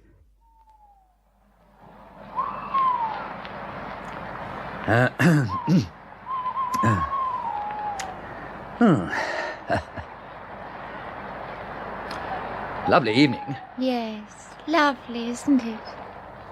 Lovely. Reminds me of Cannes. How lovely the evenings were there. Lovely. Lovely. Lovely. Well, that completes the weather and news bulletin from the French Riviera, what?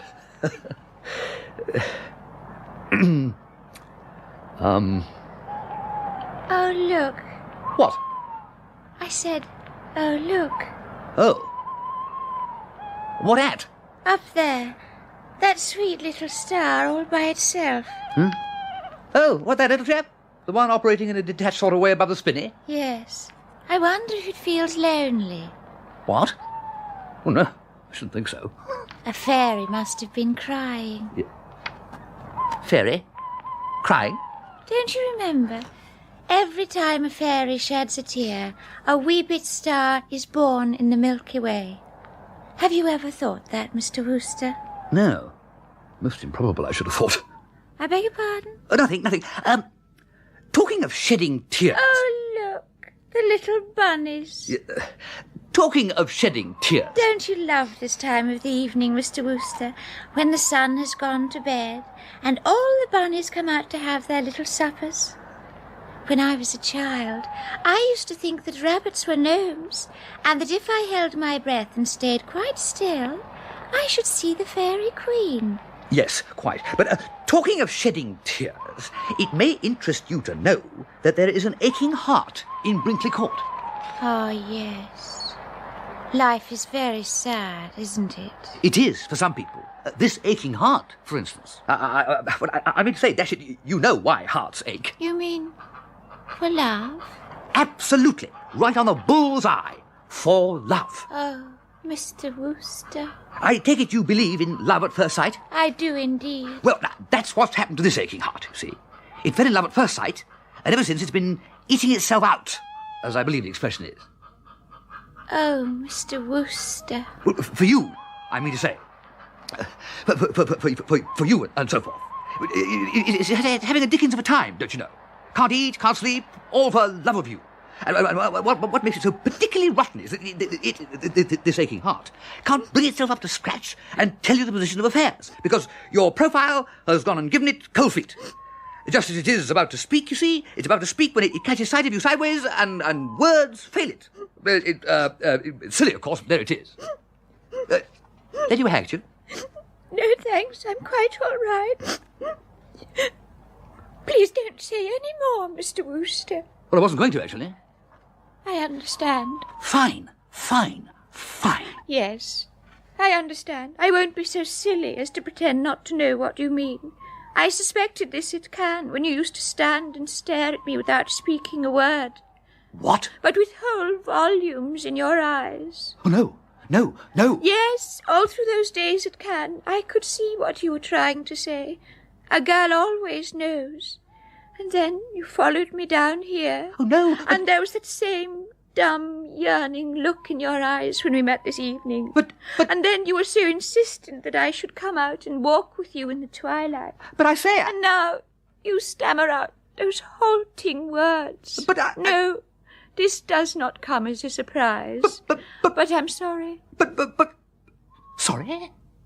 You mean... Yes, I am afraid it's impossible. Impossible? Impossible. Oh.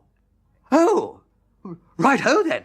I'm sorry. Oh, it's quite all right. It's all right. Definitely. Sorrier than I can say. Oh, no. Don't give it another thought. We can still be friends. Oh, rather. Then, shall we just say no more about it? Keep what has happened as a tender little secret between ourselves. Absolutely. We will.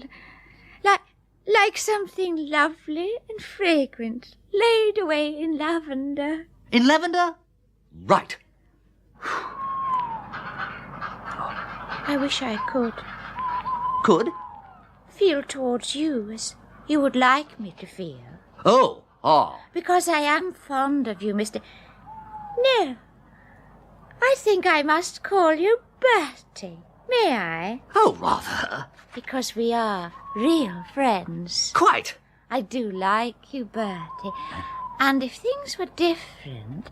Oh... Life is such a muddle, isn't it? Are you trying to tell me there's someone else? Yes. You're in love with some other bloke? I am. Oh, my golly. Poor old Gussie. Some other bloke, eh? This is really going to dish him. Engaged? No, not engaged. Oh. I'm afraid he doesn't care for me in that way. At least he has said nothing. You understand, I'm only telling you this because... Oh, rather. It's odd that you should have asked me if I believe in love at first sight, Bertie. Whoever loved that loved not at first sight. I don't know who. It's a silly little story, really. I was staying with some friends in the country, and I'd gone for a walk with my dog, and the poor wee mite got a nasty thorn in his little foot, and I didn't know what to do. And then suddenly, this man came along. Wow! You mean this other bloke is... I beg your pardon? No. Nothing, no. Just remember there's a letter I ought to write tonight without fail, that's all. If you don't mind, I think I'll be going in, yes. Look, here comes Gussie Fink-Nottle. He'll look after you. Here comes Gussie Fink-Nottle. Yes, well, here he is. Toodle-pip. Goodbye, Bertie. Toodle-pip.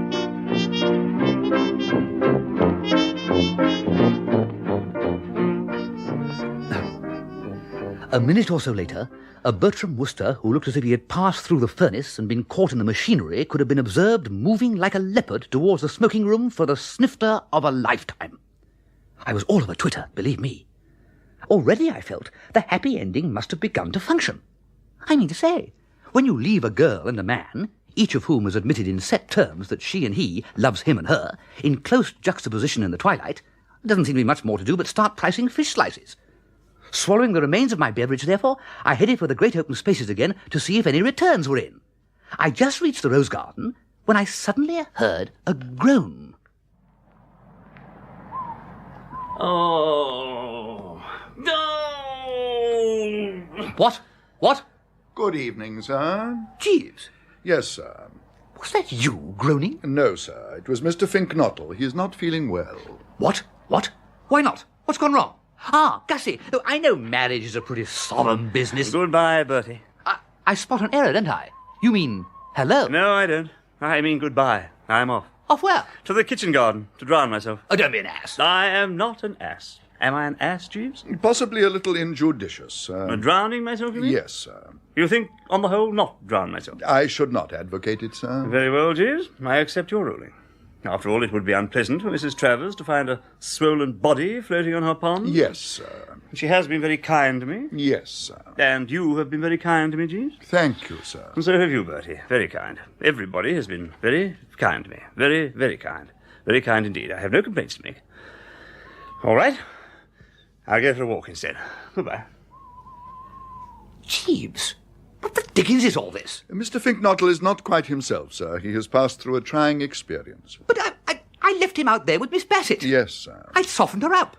Yes, sir. He knew exactly what he had to do. I coached him thoroughly in lines and business. Yes, sir. So Mr. Fink-Nottle informed me. Well, then. I regret to say, sir, that there was a slight hitch. You mean something went wrong? Precisely, sir. But how could anything go wrong? She loves him, Jeeves. Indeed, sir. She definitely told me so. There couldn't have been a whole platoon of men taking thorns out of her dog that day. The animal wasn't a pincushion. If she loves him, Jeeves, all he had to do was to propose. Yes, sir. Well, didn't he? No, sir. Then what the diggers did he talk about? Newts, sir. Newts? Exactly, sir. Newts? Precisely, sir. But what did he want to talk about newts for? He did not want to talk about newts, sir. As I gather from Mr. Fink-Nottle, nothing could have been more alien to his plans. But you can't force a man to talk about newts, Jeeves. Mr. Fink-Nottle was the victim of a sudden unfortunate spasm of nervousness, sir. Upon finding himself alone with the young lady, he admits to having lost his morale. In such circumstances, gentlemen frequently talk at random, saying the first thing that chances to enter their heads. This, in Mr. Fink-Nottle's case, would seem to have been the newt, its treatment in sickness and in health. I see.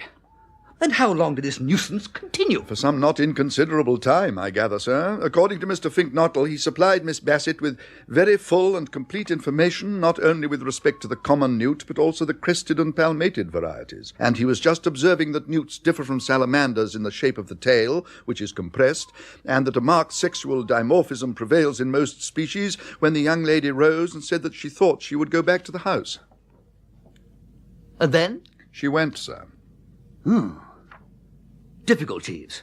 Difficult to know what to do next. Yes, sir. I must think it over. Yes, sir. Burnish the brain a bit and endeavour to find a way out. Precisely, sir. Well, good night, Jeeves. Good night, sir.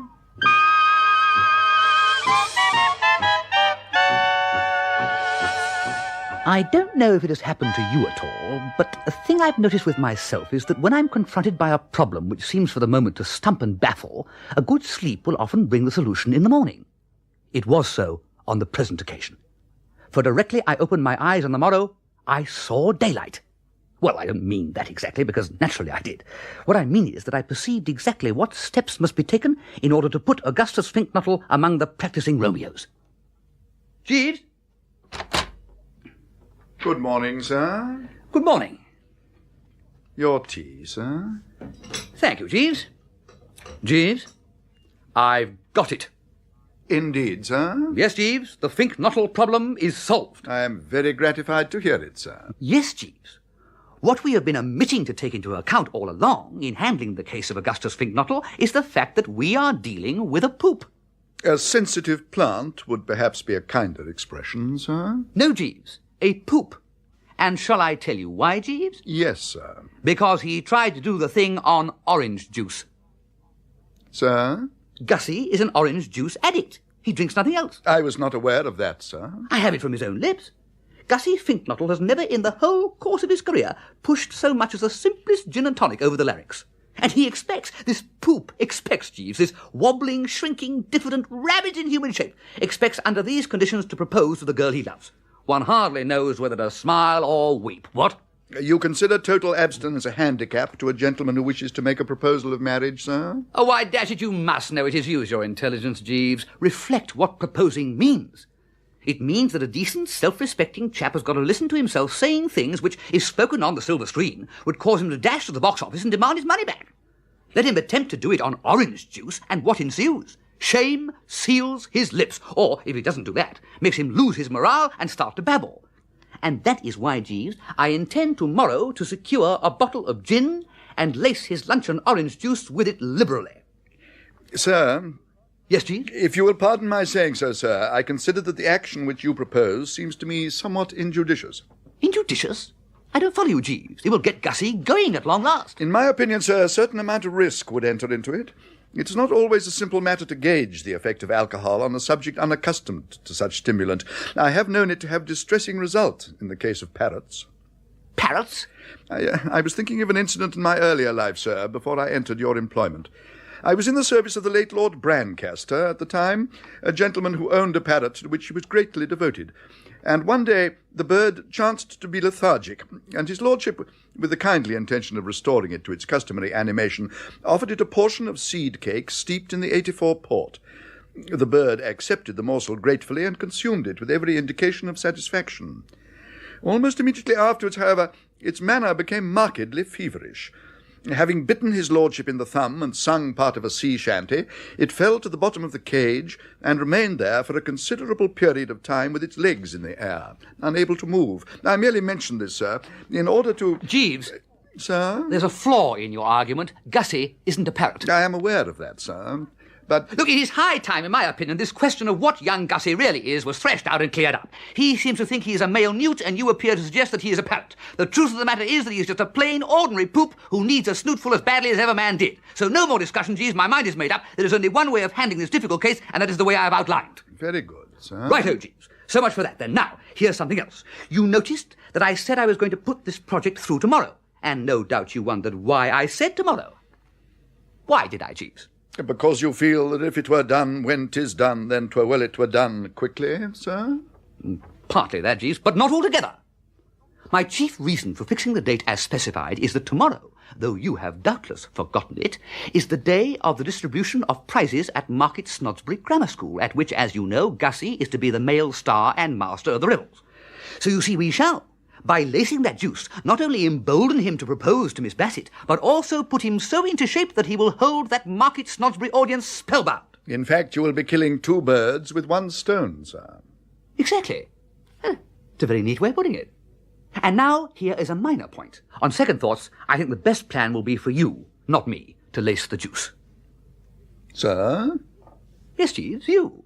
You are in a position to obtain ready access to the stuff. No doubt, sir, but... But, Jeeves? What do you mean, but? I fear, sir... Fear? What I'm endeavouring to say, sir, is that I am sorry, but I am afraid I must enter an unequivocal nolli prosequi. Do what? The expression is a legal one, sir, signifying the resolve not to proceed with the matter. In other words, eager though I am to carry out your instructions, sir, as a general rule, on this occasion I must respectfully decline to cooperate. You won't do it, you mean? Precisely, sir. Well, I'm dashed. Won't? No, sir. Won't? No, sir. Won't? No, sir. I'm stunned, Jeeves. I really am. Gussie's whole future happiness depends on this venture. Nevertheless, sir... Jeeves, I had not expected this of you. I feel like a general who's ordered a regiment to charge and has been told that it isn't in the mood. I am sorry, sir. So am I, Jeeves. Sorry and sick at heart. Naturally, I realise that lacing Gussie's orange juice is not one of those regular duties for which you receive your monthly stipend, and if you care to stand on the letter of the contract, I suppose there is nothing to be done about it.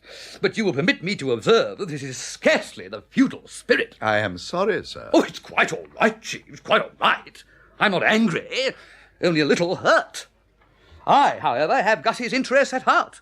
I will proceed in my own sweet way. Very good, sir. Right-o, Jeeves. That will be all. Dash the fellow.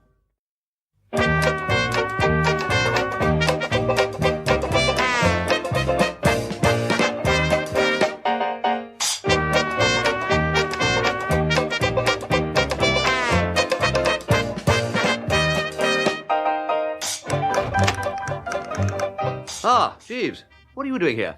Good evening, sir. I have been confabulating with Mr. Glossop, who has just this moment retired to bed, and I am now in the process of tidying the table. Well, leave the balls for a minute or two. I want to see if the old skill still lingers. Very good, sir. Well, what did Tuppy have to say for himself, Jeeves? Several things, sir, but the bulk of his conversation was devoted to the keenness of his appetite at the present time. Still writhing in the depths, is he? Oh, I suppose the poor chap must be looking forward to breakfast with some impatience. Mr. Glossop was good enough to confide in me, sir, that once the rest of the company has retired for the night, it is his intention to visit the larder in order to replenish himself. Oh, that's not a bad ruse or scheme. There's bound to be something cold there. According to Mr. Glossop, sir, there is the residuum of the luncheon steak and kidney pie. Mr. Glossop waxed somewhat lyrical on the subject, sir. Good.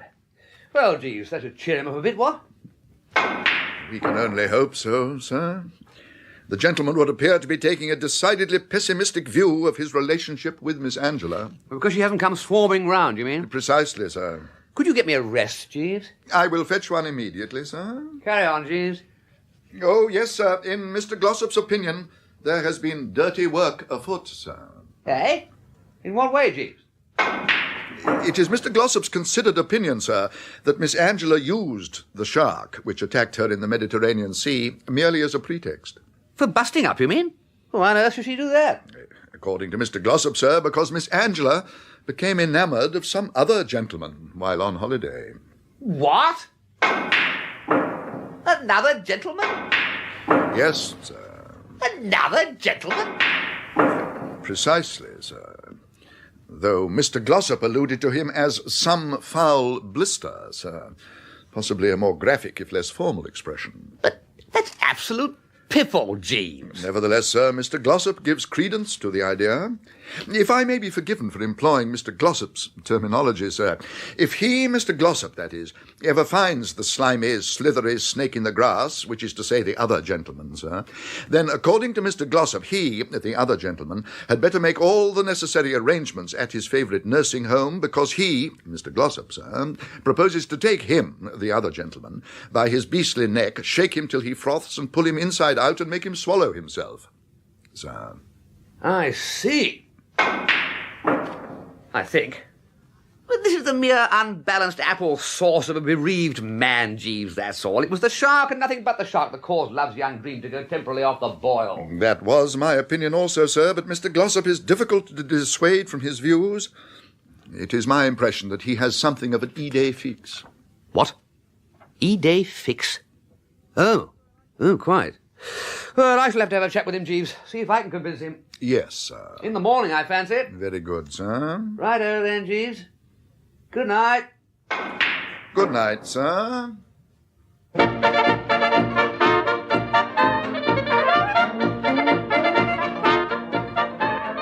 I was still in bed when Tuppy manifested himself the next morning. He came listlessly into my room, and I was pained to observe that a night's rest had effected no improvement in the unhappy wreck's appearance.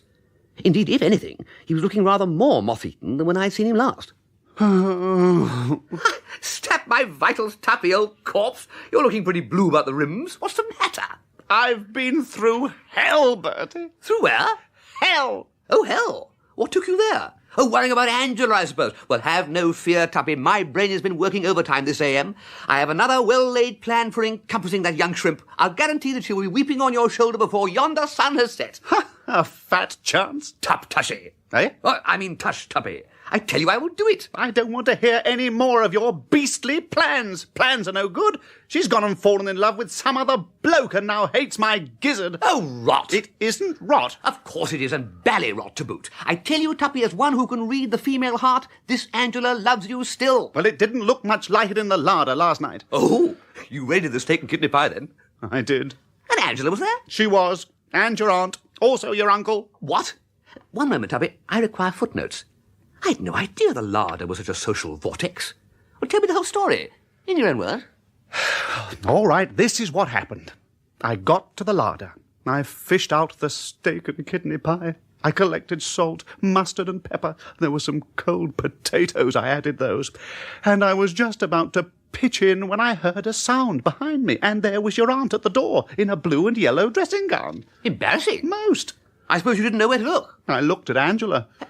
She came in with Aunt Dahlia? No, with your uncle, a few seconds later. Your uncle was the first to speak. He said to your aunt, "God bless my soul, Dahlia, what are you doing here?" To which she replied, "Well, if it come to that, my merry somnambulist, what are you?" Your uncle then said that he thought there must be burglars in the house, as he'd heard noises. I follow the trend. What sort of noises, said your aunt. Funny noises, said your uncle. Whereupon Angela, with a nasty, steely tinkle in her voice, the little buzzard, observed, "I expect it was Mr. Glossop eating." And then she gave me a look, the kind of look that makes a fellow feel he's 46 round the waist and has great rolls of superfluous flesh pouring down over the back of his collar. "I ought to have told you, Father," she added. "Mr. Glossop always likes to have a good meal 3 or 4 times during the night. It helps to keep him going till breakfast. He has the most amazing appetite. Well, see, he's practically finished a large steak and kidney pie already." Oh, that was what hurt, Bertie. That was what stung. I hadn't so much as started on that pie. But that's a woman all over. Oh, the eternal feminine. Anyway, she continued her remarks. "You've no idea," she said, "how Mr. Glossop loves food. He always eats 6 or 7 meals a day and then starts in again after bedtime." Your aunt seemed interested and said it reminded her of a boa constrictor. Angela said, "Oh, didn't she mean a python?" And then they argued as to which of the two it was. And you tell me she loves me still, Bertie? It's girlish banter, what? Girlish banter be dashed, she's right off me. Once her ideal, I am now less than the dust beneath her chariot wheels. She's become infatuated with some other chap, whoever he was at Cannes, and now she can't stand the sight of me. My dear Tuppy, you're not showing your usual good sense in this Angela chap at Cannes matter. If you will forgive me saying so, you have got an E-day fix. A what? An E-day fix. You know, one of those things fellows get. You keep talking about this chap at Cannes, but there never was a chap at Cannes, and I'll tell you how I know. During those 2 months on the Riviera, it so happens that Angela and I were practically inseparable. If there'd been somebody nosing round her, I should have spotted it in a second. Oh. She was with you all the time, was she? Anything in the shape of mixed bathing or moonlight strolls she conducted solely in your company? That's right. It was quite a joke in the hotel. You must have enjoyed that. Oh, rather. I've always been devoted to Angela. Oh, yes? Quite. You know, when we were kids, she used to call herself my little sweetheart. She did? Absolutely. I see. Good. Well, I'm glad to set your mind at rest, old thing. Breakfast! I'm off! Oh, it's like a war horse at the sound of a bally bugle. Jeeves! Jeeves! Sir? Ah, Jeeves. I've just been having a chat with young Tuppy. Did you happen to notice he wasn't looking very roguish this morning? Yes, sir. It seemed to me that Mr. Glossop's face was sickly dour with the pale cast of thought. Quite. He met my cousin Angela in the larder last night, and a rather painful interview ensued. I am sorry, sir. Not half as sorry as he was, Jeeves. She found him closeted with that steak and kidney pie and appears to have been a bit caustic about fat men who lived for food alone. Most disturbing, sir. Well, in a sense, Jeeves, but I know these females. You can't always go by what they say. You feel that Miss Angela's strictures should not be taken too much au pied de la lettre, sir? Sorry? In English, we should say literally. Literally, Jeeves. Yes, that's exactly what I mean. Well, you know what girls are. A tiff occurs and they shoot their heads off. But underneath it all, the old love still remains. Am I correct? Quite correct, sir. The poet Scott. Yes, quite, Jeeves. Very good, sir. It came to me this morning what must be done to jerk my cousin Angela back to normality. I'll tell you, shall I? If you would be so kind, sir. Right-ho, then. Here, in brief, Jeeves, is my plan. Sometime in the near future, I am going to draw Angela aside to a secluded spot and roast Tuppy properly. Roast, sir. Knock, slam, tick off, abuse, denounce. I shall be very terse about Tuppy, giving it as my opinion that in all essentials he is more like a warthog than an ex-member of a fine public school. What will ensue? Hearing him attacked, my cousin Angela's womanly heart will be as sick as mud. No matter what differences they may have had, she'll remember only that he is the man she loves and will leap to his defence. And from that to falling into his arms and burying the dead past will be but a step. How do you react to that, Jeeves? The idea is an ingenious one, sir. We Woosters are ingenious, Jeeves, exceedingly ingenious. Yes, sir.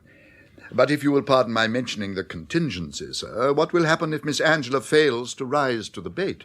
Eh? There's no chance of that, Jeeves. No, sir? No, Jeeves. Can you be certain, sir? I can. I am not speaking without knowledge of the form book here, Jeeves. I have tested this theory. Indeed, sir. Yes, in person. And it works. I was standing on the Eden Rock at Antibes last month, idly watching the bathers disport themselves in the water, when a girl I knew slightly pointed out a male diver and asked if I didn't think his legs were about the silliest-looking pair of props ever issued to a human being. I replied that I did indeed, and for the space of perhaps 2 minutes was extraordinarily witty and satirical about this bird's underpinning. At the end of that period, I suddenly felt as if I'd been caught up in the tail of a cyclone. I am sorry to hear that, sir. But hearken to this, Jeeves. Beginning with a critique of my own limbs, which he said, justly enough, were nothing to write home about, this girl went on to dissect my manners, morals, intellect, general physique, and method of eating asparagus with such acerbity that by the time she'd finished, the best you could say of Bertram was that so far as was known, he had never actually committed murder or set fire to an orphan asylum. Sir? Subsequent investigation proved that she was engaged to the fellow with the legs and had had a slight disagreement with him the evening before on the subject of whether she should or should not have made an original call of 2 spades, having 7, but without the ace. That night I saw them dining together with every indication of relish, their differences made up and the love light once more in their eyes. That shows you, Jeeves. It does indeed, sir. And you would expect similar results from a comparable confrontation with Miss Angela, sir? I would, and I do. By lunchtime, Jeeves, I should imagine, the engagement will be on again. Scarcely by luncheon time, sir. Miss Angela's maid informs me that Miss Angela drove off in her car early this morning with the intention of spending the day with friends in the vicinity. Well, within half an hour of whatever time she comes back, then. These are mere straws, Jeeves. Do not let us chop them. As you wish, sir. Righto then, Jeeves, that's that. And now, if you'll run me a refreshing bath, I will plunge into same. I will attend to the matter immediately, sir. Thank you, Jeeves.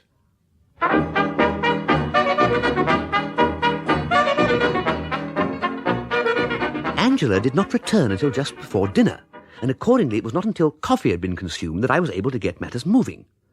I found the cuz in the drawing room, and the moment I saw her I realized how sorely in need she was of my aid and comfort. She was sitting with her back to Tuppy, ignoring him, and frankly I was shocked by the young prune's appearance. At Cannes, she'd been a happy, smiling English girl of the best type, full of beans and buck. Her face now was pale and drawn. I resolved to snap into the agenda without delay. What ho, Angela, old girl? Hello, Bertie, darling. Glad you're back at last. I missed you. Did you, darling? I did indeed. Care to come for a saunter? I'd love it. Fine. I have much to say to you that is not for the public ear. Swine! What was that? What? Oh, I think Tuppy must have got a touch of cramp. But did he have to leap around like a gaffed salmon? I don't know. I really don't know. I just don't know. Going for a walk, eh? Right.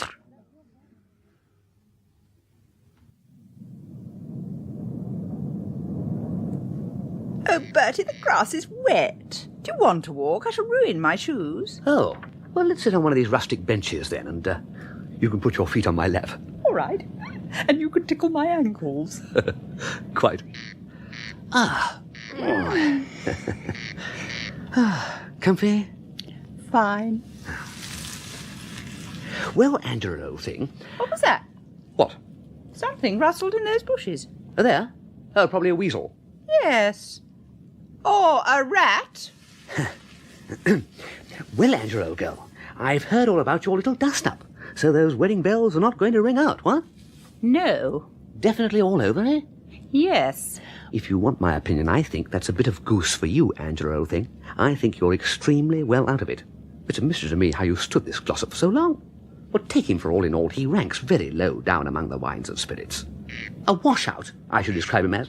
A frightful oik, and a mass of side to boot. Well, I pity the girl who was linked for life to a bargee like Tuppy Glossop.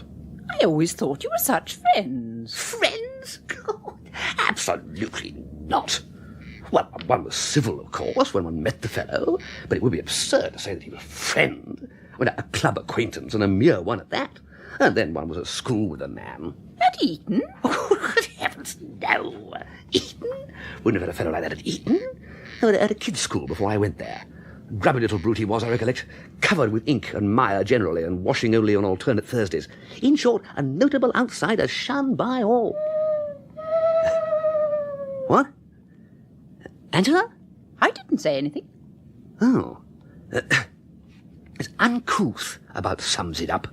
I doubt if I've ever seen an uncouther kid than this Glossop. And he's just the same today, you know. Anyway, let us continue. What? Yes. In addition to looking like one of those things that come out of hollow trees, he is universally admitted to be a dumb brick of the first water. No soul. No conversation. In short, any girl who, having been rash enough to get engaged to him, has managed at the 11th hour to slide out is justly entitled to consider herself dash lucky. Eh? Yes, Bertie. You're quite right. What? That's exactly what I've been thinking myself. But Angela... Dumb brick. It just describes him. One of the 6 silliest asses in England, I should think he must be. But it's so nice, Bertie, talking to somebody who really takes a sensible view about this man Glossop. Mother says he's a good chap, which is simply absurd. Anyone can see that he's absolutely impossible. He's conceited and opinionative and argues all the time, even when he knows perfectly well that he's talking through his hat. And he smokes too much and drinks too much and eats too much, and I don't like the colour of his hair. But not that he'll have any hair in a year or two, because he's pretty thin on top already. And before he knows where he is, he'll be as bald as an egg. And he's the last man who can afford to go bald.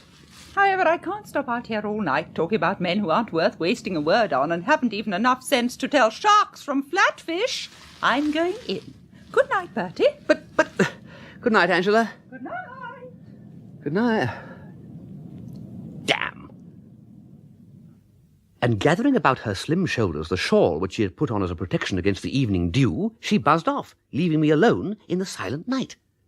Well, as a matter of fact, not absolutely alone, because a few moments later there was a sort of upheaval in the bushes in front of me, and Tuppy emerged, snorting with so much vim that I felt like royalty receiving a 21-gun salute from the fleet. We Woosters are pretty quick, and it couldn't have taken me more than 2 seconds to realise that I should be a lot easier in my mind with a stout rustic bench between us.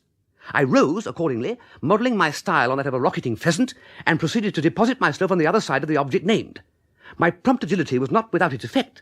Tuppy came to a halt and stood for a moment gazing at me in silence.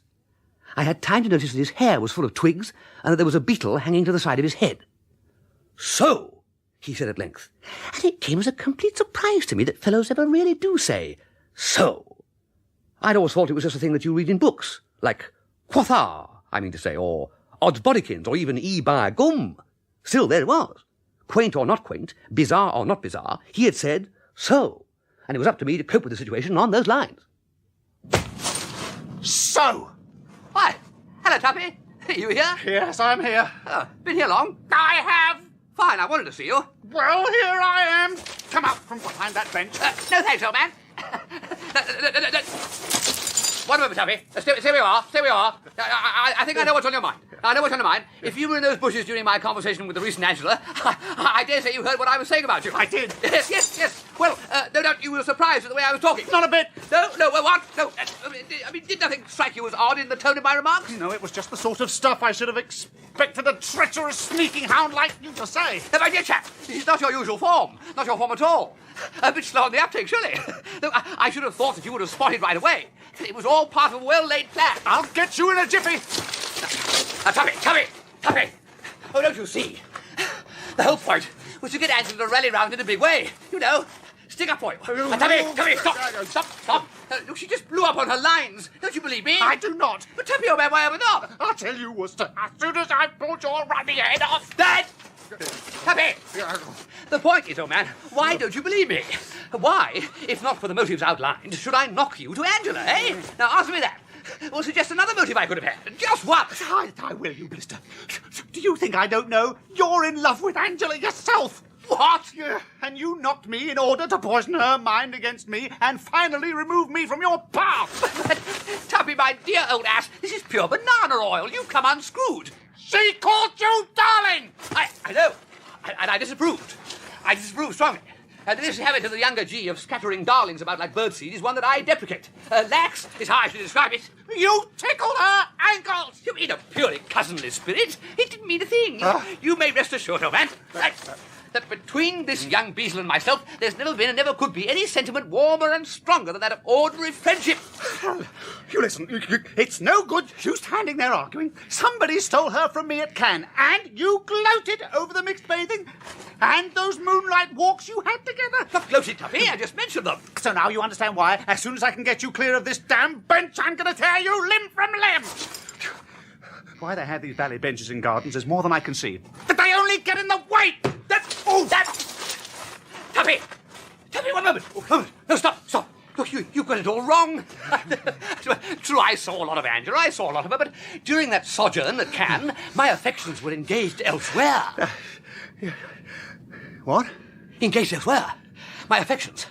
During that sojourn. Oh. Is that true? It's quite official. Who was she? What? Oh, my dear Tuppy, does one bandy a woman's name? One does if one doesn't want one's ruddy head pulled off. I see. A special case. Who? Who? Madeline Bassett. Who? Madeline Bassett. You stand there and tell me you were in love with that Bassett disaster? I wouldn't call her that Bassett disaster, Tuppy. It's not respectful. Oh, that's being respectful. I want facts. You deliberately assert that you loved that weird God helpers? I don't see why you should call her a weird God helpers either. She's a very charming and beautiful girl. Odd in some of her views, perhaps. I mean, one does not quite see eye to eye with her in the matter of the stars being God's daisy chain, but not a weird God helpers. Anyway, you stick to it that you were in love with her. I do. It sounds thin to me, Wooster. Very thin. I must ask you to treat this as entirely confidential gossip, but I may as well inform you that it is not 24 hours since she turned me down. Turned you down? Like a bedspread. In this very garden. So you readily see that I can't be the chap, if any, who stole Angela from you at Cannes. I see. All right then, Wooster. I'm sorry you were troubled. Oh, don't mention it, old man, don't mention it. But what the hell did you mean by telling her that I used to be covered with ink when I was a kid? Tuppy, my dear Tuppy. I was almost finickingly careful about my personal cleanliness as a boy. You could have eaten your dinner off me. Quite. Yeah. But, and all that stuff about having no soul, I'm crawling with soul. Quite, old boy, quite. I don't suppose you know what au pair de la lettre means, Tuppy, but that's how I don't think you ought to take all that stuff Angela was saying just now too much. Yeah. What the devil are you talking about? What? But don't take all that guff of hers too literally, old man. You know what girls are like. I do, and I wish I'd never met one. Tuppy. Look, Tuppy. I mean, it's obvious she must have spotted you in those bushes and simply seized the opportunity of ribbing you a bit, telling you a few home truths and so forth. Home truth? What do you mean, home truths? I'm not fat, and what's wrong with the colour of my hair, and I'm not a bit thin on top. What the dickens are you grinning about? I'm not grinning. I'm just smiling slightly. I was conjuring up a sort of vision, if you know what I mean. A view as seen through Angela's eyes. Fat in the middle and thin on the top. Rather funny. Yeah. Oh, you think it funny, do you? Not a bit. No. You better not. Quite. Angela. Hello, Bertie. If you see Mr. Glossop anywhere, I wish you'd give him these. What? Just some ham sandwiches. I'm so afraid he may be hungry, poor fellow. It's nearly 10 o'clock and he hasn't eaten a morsel since dinner. I'll just leave them on the bench.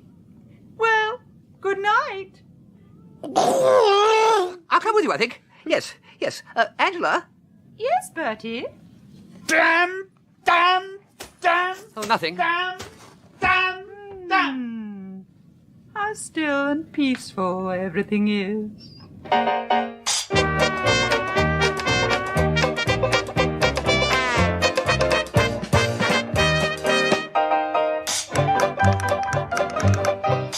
Ah, Gussie! A lovely morning, is it not? Damn the lovely morning. What? I've got good news for you, Gussie. Yes?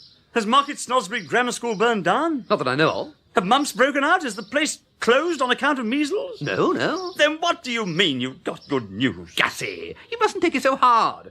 Why worry about a laughably simple job like distributing prizes at a school? Laughably simply. Do you realise I've been sweating for days and haven't been able to think of a thing to say yet, except that I won't detain them long? You bet I won't detain them long. Oh, what the devil am I to say, Bertie? What do you say when you're distributing prizes? Oh, well, you say something about the race not being always to the swift. What does it mean? Well, I take it it's supposed to console the chaps who haven't won prizes. Well, what's the good of that to me? I'm not worrying about them. It's the ones who have won prizes I'm worrying about. The little blighters who'll come up on the platform. Suppose they make faces at me. They won't. Well, how do you know they won't? It's probably the first thing they'll think of. And even if they don't...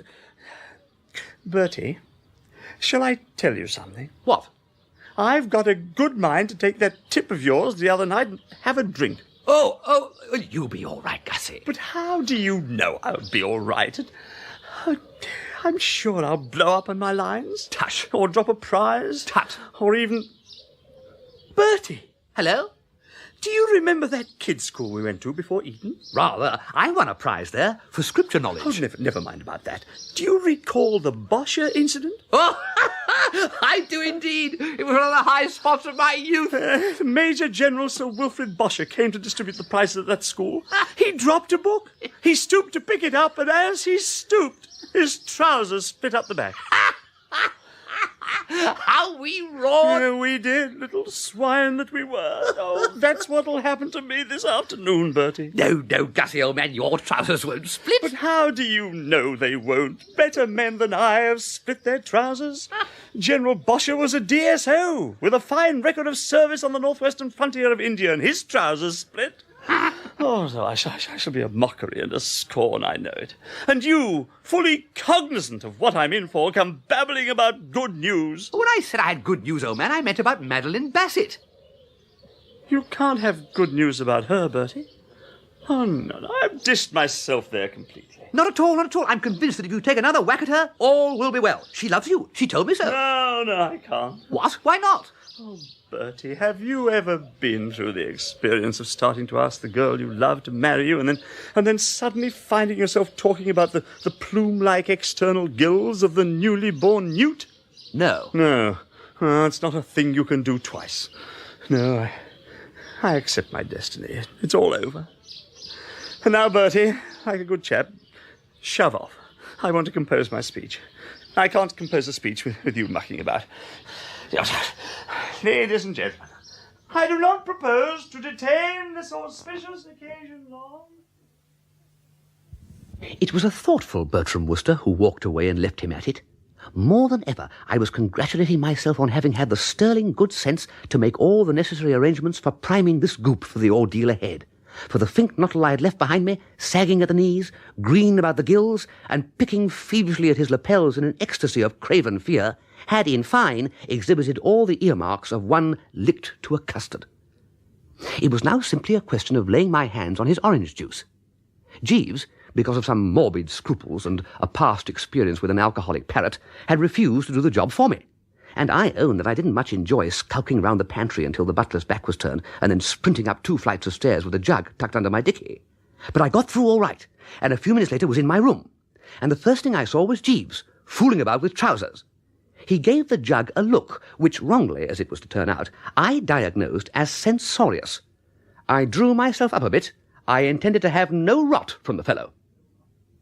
Yes, Jeeves? Sir? You have the air of one about to make a remark, Jeeves. Oh, no, sir. I note that you are in possession of Mr. Fink-Nottle's orange juice. I was merely about to observe that, in my opinion, it would be injudicious to add spirit to it. That is a remark, Jeeves, and it is precisely... Because I have already attended to the matter, sir. What? Yes, sir. I decided after all to acquiesce in your wishes. Oh, Jeeves, I am touched. Thank you, sir. Touched and gratified. Thank you very much, sir. But what caused this change of heart? I chanced to encounter Mr. Fink-Nottle in the garden, sir, while you were still in bed, and we had a brief conversation. And you came away feeling he needed a bracer? Very much so, sir. His attitude struck me as defeatist. Quite. Very well then, Jeeves. We must act. How much gin did you put in the jug? A liberal tumblerful, sir. Would that be the normal dose for an adult defeatist, do you think? I fancy it should prove adequate, sir. Well, I wonder. We mustn't spoil the ship for a ha'porth of tar. I think I'll just add another fluid ounce or so. I would not advocate it, sir. In the case of Lord Brancaster's parrot... You are falling into your old error, Jeeves, of thinking that Gussie is a parrot. Fight against this. Yes, sir. Fetch me the bottle from the bottom of the wardrobe, and I shall add the Oz. Very good, sir. Ah, thank you, Jeeves. Oh, by the way, Mr. Fink-Nottle is in the market for bright, clean stories to use in his speech. Do you know any? I know a story about two Irishmen, sir. Pat and Mike? Yes, sir. Who are walking along Broadway? Yes, sir. That's the one he wants. Any more? No, sir. Well, every little helps. You better go and tell it to him. Very good, sir. Now. That'll do the trick. Now, where, the wardrobe. Good. I'll shove it in there. What ho, what ho, what ho. Yeah. What ho, Bertie? What ho, what ho, what ho. And again, what ho. Gussie? Absolutely right. What a beautiful world this is, Bertie. One of the nicest I've ever met. Gussie, but... You will be glad to hear, old man, that you were right. Your theory has been tested and proved correct. I feel like a fighting cock. Oh, brass. Gussie, have you been drinking? I have, as you advised. Unpleasant stuff, like medicine. Burns the throat, too, makes you as thirsty as the dickens. How anyone can mop it up as you do for pleasure beats me. Still, I'd be the last to deny it tunes up the system. I could bite a tiger. What did you have? Whiskey. At least that was the label on the decanter. I have no reason to suppose that a woman like your aunt, staunch, true blue and British, would deliberately deceive the public. If she labels a decanter as whiskey, then I consider we know where we are. A whiskey and soda, eh? Well, you couldn't have done much better. Soda? I knew there was something I'd forgotten. Well, didn't you put any soda in it? Well, it never occurred to me. I just nipped into the dining room and drank out of the decanter. How much? About 10 swallows. 12, maybe, or 14. Or say 16. Medium-sized gulps. Gosh, I'm thirsty. Oh, what an ass you must have thought me out there in the garden, Bertie. I can see now. You were laughing up your sleeve. No, Gussie. Oh, yes, you were. You were that very sleeve. I don't blame you, mind. I can't imagine why I made all that fuss about a potty job like distributing prizes at a rotten little country grammar school. Can you imagine, Bertie? No. Exactly, nor can I imagine. Still, for some reason I can't imagine, I was feeling a little nervous, but now I feel fine, Bertie. Fine. Hello? The luncheon gong? Come on, Bertie, old man. I think I'm going to slide out of the banister. I can't imagine. I simply can't imagine. I can't imagine. Coming, Gussie.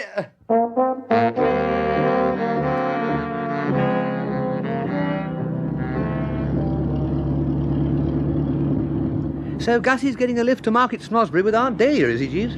Yes, sir. He is driving to the school with Mr. and Mrs. Travers in the large car. Fine. Did you manage to give him your story of the two Irishmen? Yes, sir. I found Mr. Fink-Nottle in your room after luncheon and related the anecdote to him. He laughed heartily. Good.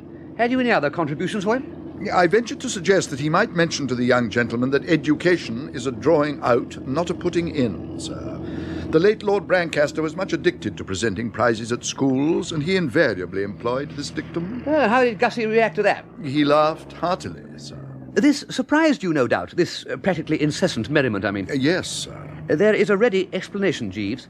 Since you last saw him, Gussie has been on a bender. He's as tight as an owl. Indeed, sir? Absolutely. His nerve cracked under the strain. He sneaked into the dining room and started mopping the stuff up like a vacuum cleaner. Whiskey would seem to be what he filled the radiator with. I gather that he used up most of the decanter.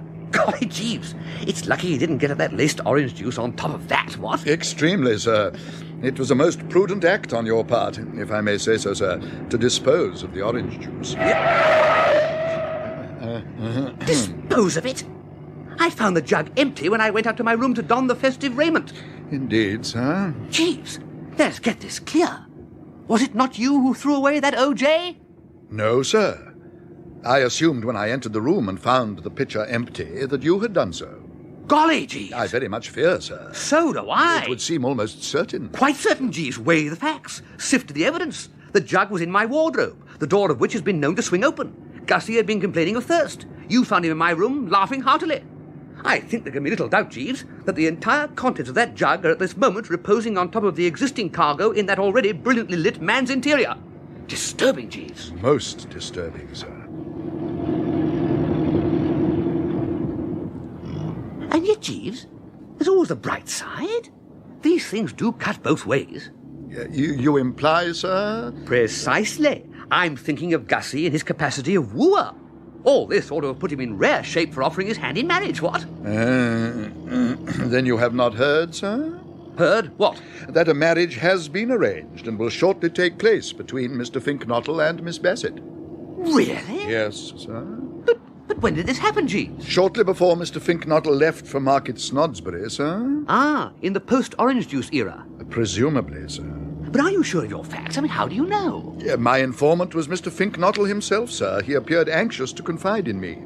His story was somewhat incoherent, but I had no difficulty in apprehending its substance. Well, Jeeves, this is splendid news. Yes, sir. Oh, splendid, absolutely splendid. Precisely, sir. This is Market Snodsbury Grammar School coming up on the right, sir. Oh, is it? Oh, righto then, Jeeves. Let's see what Gussie's got for us now. Yes, sir. I think he might let himself go in a rather epoch-making manner. It is not impossible, sir. Yes, Jeeves, a rather epoch-making manner.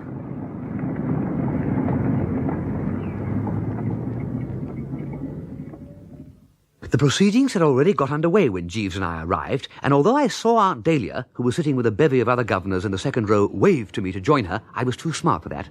The essence of strategy on these occasions, as I've had cause to remark before, is to be as near the door as possible. So with Jeeves at my side, I wedged myself firmly among the standees at the back. A bearded bloke was up on the stage, making a speech from the footlights. In March, J.B. Brewster was awarded an exhibition in classics at Cats Cambridge. And in the summer, G. Bullitt was awarded the Lady Jane Wick Scholarship at the Birmingham College of Veterinary Science. I say, Jeeves, look at Gussie, that Pebble Beach smile. I have already observed the gentleman, sir. He looks as if the juice is splashing up against the back of his front teeth, by Jove. But to return to today, we are all happy to welcome as the guest of the afternoon, Mr. Fitzwattle. What? Did you say Fitzwattle?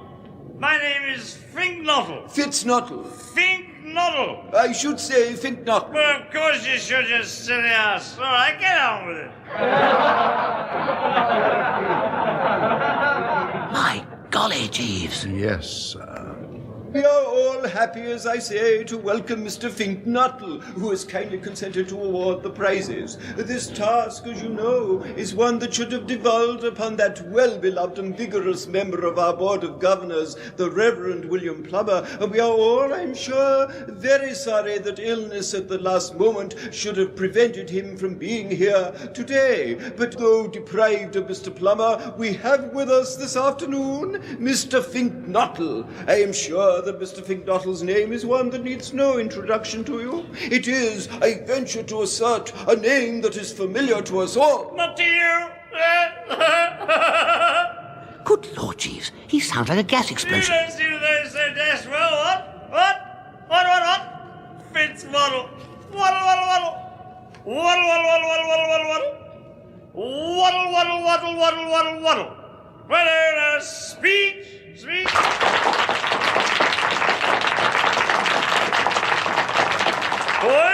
Ladies and gentlemen, boys, I will not detain you long. But I propose on this occasion to feel compelled to say a few words.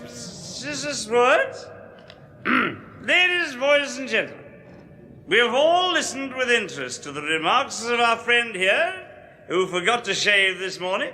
I don't know his name, but he didn't know mine.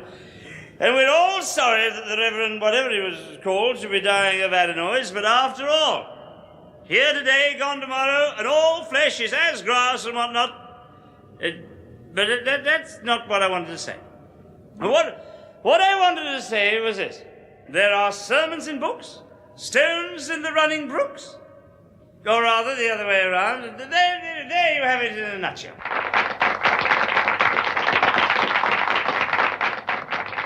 I didn't quite follow all that, Jeeves. No, sir. Real ripe stuff, though. Gentlemen, let me tell you a little story. Two Irishmen, Pat and Mike, were walking along Broadway, and one said to the other, "Picare, the race is not always to the swift." And the other replied, "Faith and begob, education is a drawing out, not a putting in."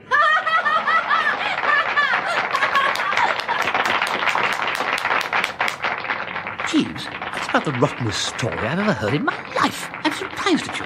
If I may be permitted to make the observation, sir, Mr. Fink-Nottle has altered the plot a good deal since I related the conte to him. Well, he's still got a pretty good laugh at it. It shows what a popular favourite he's become with the multitude. Yes, sir. Boys, if there's one thing in the world I can't stand, it's a pessimist. Be optimists, boys. Now, you all know the difference between an optimist and a pessimist. An optimist is a man who... Hello, Bertie! I didn't know you were here. Now, there is an instance of what I mean. Boys and ladies and gentlemen, take a good look at that object standing up there at the back. Morning coat, trousers as worn, quiet grey tie, carnation in buttonhole. You can't miss it. Bertie Wooster, that is. And as foul a pessimist as ever bit a tiger. I despise that man.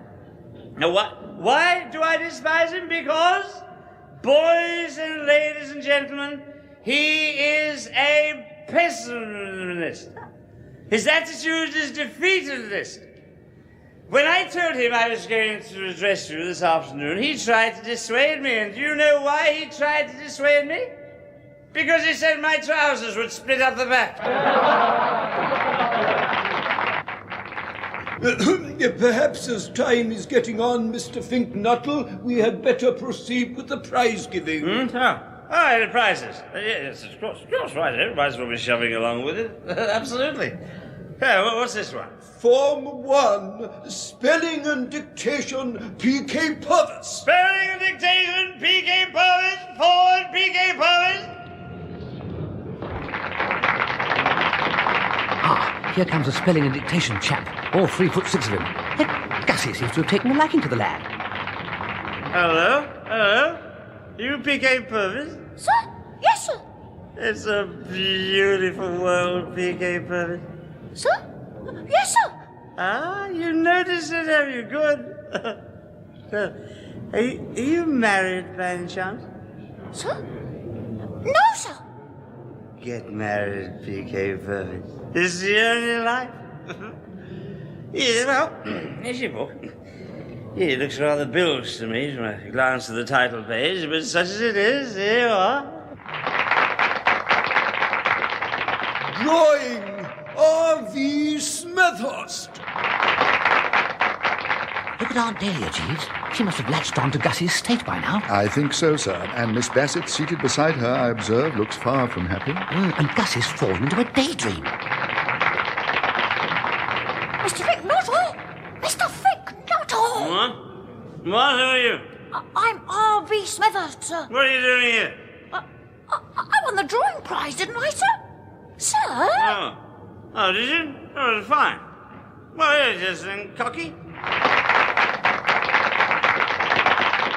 Hey, you all? Sir? Yes, sir. No, wait. R.V. Smithers. Here! You're plastered! What? Not so fast, R.V. Smithers. Look, Before you go, there's a question I want to ask you. Mr. Fink-Nottle, we must be getting on. G.G. Simmons, scripture knowledge. Scripture knowledge, Jeeves. One of us. We scripture knowledge sharks must stick together, what? Yes, sir. Gussie doesn't seem to like him. Well, G.G. Simmons? Sir? Yes, sir. What do you mean, sir? Yes, sir. I had a dash silly thing to say. So you've won the Scripture Knowledge Prize, have you? Sir? Yes, sir. Yes, you look the sort of little tick who would. And yet how are we to know that all this has been open and above board? Hey, let me test you, G.G. Simmons. Who was what's his name? The chap who begat Thingamy? Can you answer me to that, G.G. Simmons? Sir? No, sir. Ah, fishy, headmaster, very fishy. This boy appears to be totally lacking in scripture knowledge. That's not fair. I can assure you, Mr. Fink-Nottle, that every care was taken to assure a correct marking and that Simmons outdistanced his competitors by a wide margin. Well, if you say so. All right, G.G. Simmons, take your bally prize. Sir? Thank you, sir. But let me tell you, G.G. Simmons, there's nothing to stick on side about in winning a prize for scripture knowledge. Or Bertie Wooster. What? Bertie Wooster won the Scripture Knowledge Prize at the kids' school we were at together, and you know what he's like. But of course, Bertie, frankly, cheated. He succeeded in scrounging that Scripture Knowledge trophy over the heads of better men by means of some of the rawest, most brazen swindling methods ever devised. Jeez, I'm going. If that man's pockets, as he entered that examination room, were not stuffed to bursting point with this...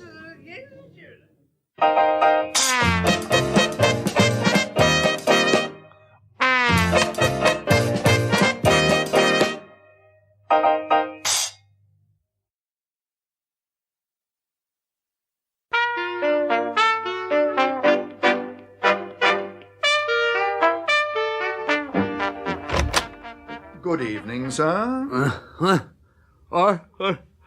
Oh, Jeeves. My tea? No, sir. It is nearly dinner time. What?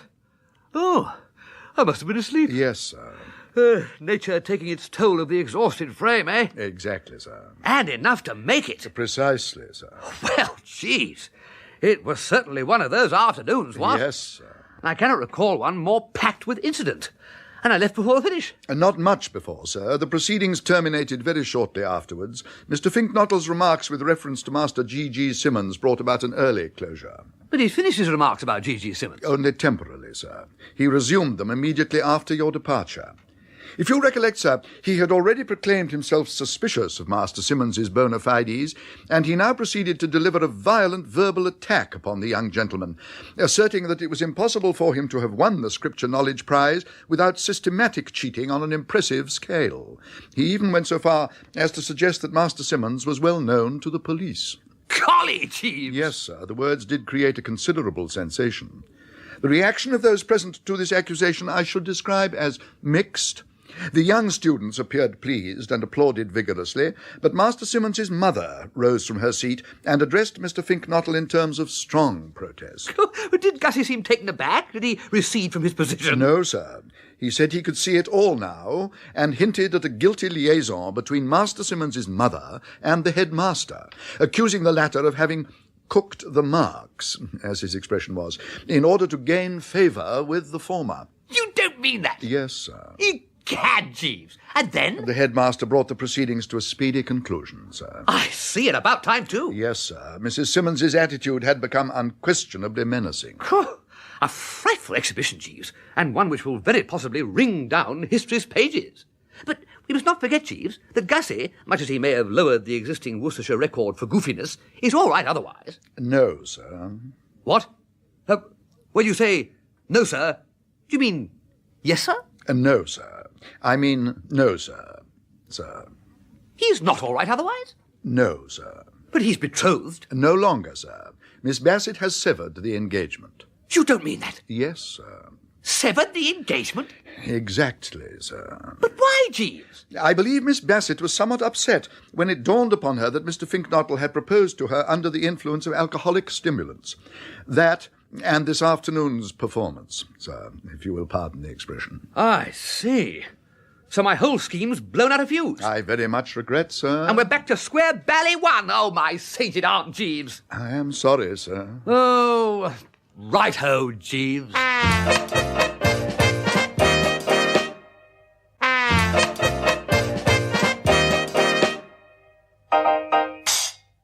Bertie? Hello? Bertie, I owe you an apology. I have come to make it. Apology? Quite. This Bassett business. What Bassett business? Bertie, you remember last night you told me it couldn't have been you who stole Angela from me at Cannes because all that time you were in love with Madeline Bassett? Did I? Yes, I suppose I did. Well, I gave you the impression that I believed you, but I didn't. The thing seemed too incredible. However, since then I have made inquiries and the facts appear to square with your statement. I have now come to apologize for doubting you. Made inquiries? Yes, I asked her if you'd proposed to her, and she said yes, you had. Tuppy, you didn't. I did. Oh, my aunt. But have you no delicacy, no proper feeling? No. Oh. No. Well, right-ho, of course, but I think you ought to have. Delicacy be dashed. I wanted to be sure it wasn't you who stole Angela from me. I now know it wasn't. Ah, well, that's fine. Hold that thought. It's rather funny, actually, Tuppy. I'm not really in love with a Bassett, you know. What? I mean, yes. Of course I am. I'm desperately in love. Absolutely, don't you know, and so forth. In love. Absolutely. You'd better be. Quite. Bertie, do you remember what I swore I would do to the chap who stole Angela from me? As nearly as I recall, you planned to pull him inside out. And make him swallow himself. Yes.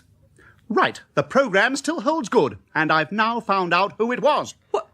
But, my dear Tuppy, I keep assuring you as a competent eyewitness that nobody snitched Angela from you during that Cannes trip. No, but they did after she got back. But she hasn't seen anybody since she got back. Oh, no? How about that newt bloke? Newt bloke? Oh, Gussie. Precisely. The serpent Fink-Nottle. But, Tuppy, this is absolute gibbering. Gussie loves the Bassett. You can't all love this blighted Bassett. What astonishes me is that anyone can do it. Quite. I mean, come. He loves Angela, I tell you, and she loves him. But Angela handed you your hat before Gussie ever got here. No, she didn't. Couple of hours after. Well, he couldn't have fallen in love with her in a couple of hours. Why not? I fell in love with her in a couple of minutes. Well, yes, but I worshipped her immediately we met, the pop-eyed little excrescence. Well, yes, but dash it. Don't argue, Bertie. The facts are all docketed. She loves this newt nuzzling blister. Quite absurd, laddie, quite absurd. Oh, yes? Then perhaps you will explain how it is that she happens to come to be engaged to him. What? Engaged to him? She told me herself. She was kidding. She was not kidding. Shortly after the conclusion of this afternoon's prize-giving binge at Market Snodsbury Grammar School, he asked her to marry him, and she appears to have right-hoed without a murmur. But there must be some mistake. There was. The snake Fink-Nottle made it, and by now I bet he realises it. I've been chasing him since 5:30. Chasing him? All over the place. I want to pull his head off. I see. Quite. You haven't seen him by any chance? No. Well, if you do, say goodbye to him quickly and put in your order for lilies. Oh, Jeeves. Sir? Have you seen Mr. Fink-Nottle? No, sir. I'm going to murder him. Very good, sir. Well, Jeeves. Precisely, sir. Quite. Do you know what? Mr. Fink-Nottle is engaged to my cousin Angela. Indeed, sir. Well, how about it? Do you grasp the psychology? Does it make sense? Only a few hours ago he was engaged to Miss Bassett. Gentlemen who have been discarded by one young lady are often apt to attach themselves without delay to another, sir. It is what is known as a gesture. Oh, I see what you mean. Defiant stuff. Precisely, sir. A sort of, oh, right-ho, please yourself, but if you don't want me, there are plenty who do. Exactly, sir. My cousin George... Well, never mind about your cousin George, Jeeves. Very good, sir. I mean, keep him for the long winter evenings, what? Just as you wish, sir. Anyway, what's the time? Just on 8 o'clock, sir. Then Tuppy must have been chasing him for 2.5 hours. We must save the unfortunate blighter Jeeves. Certainly, sir. A human life is a human life, what? Exceedingly true, sir. The first thing then is to find him. Oh, hang it all, Jeeves. 8 o'clock, did you say? Approaching 1 minute past now, sir. Well, I ought to be dressing for dinner, oughtn't I? No, sir. No? It will not be necessary, sir. I came to tell you the company will not be dressing tonight. A cold collation has been set out in the dining room. Why's that? It was Mrs. Travers's wish that this should be done in order to minimise the work for the staff who are attending a dance at Sir Percival Stretchley Budd's residence tonight. Oh, of course, yes, I remember my cousin Angela told me. Tonight's the night, what? Are you going to it? No, sir. I am not very fond of this form of entertainment in the rural districts. I know what you mean, yes. These country binges are all the same. A piano, one fiddle, and a floor like sandpaper. Is Anatole going? Angela hinted not. Miss Angela was correct, sir. Monsieur Anatole is in bed. Temperamental blighters, these French chefs, Jeeves. Yes, sir. Right-ho, then. Operation Gussie claims all our attention for the nonce. You go forth, Jeeves, and scour the neighbourhood for him. I, meanwhile, will seek out my cousin Angela and tackle her squarely about her mutton-headed behaviour in saying yes to the chump in the first place. Very good, sir. Miss Angela has, I believe, taken Mrs. Travers's Pomeranian for a walk, heading for the stream at the bottom of the garden, I was given to understand, sir. Oh, right-ho, Jeeves. To the stream or brook it is, then. And you find Gussie. I will do my very best, sir. Right-ho, Jeeves. That's good enough for me. Right-ho. Angela, here I come.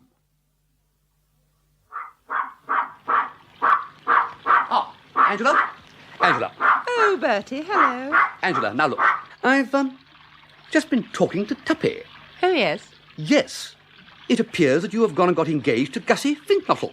Quite right. You can't possibly love a chap like Gussie, Angela. Why not? Well, you simply can't. I mean, dash it, old girl. The man's a fish-faced freak.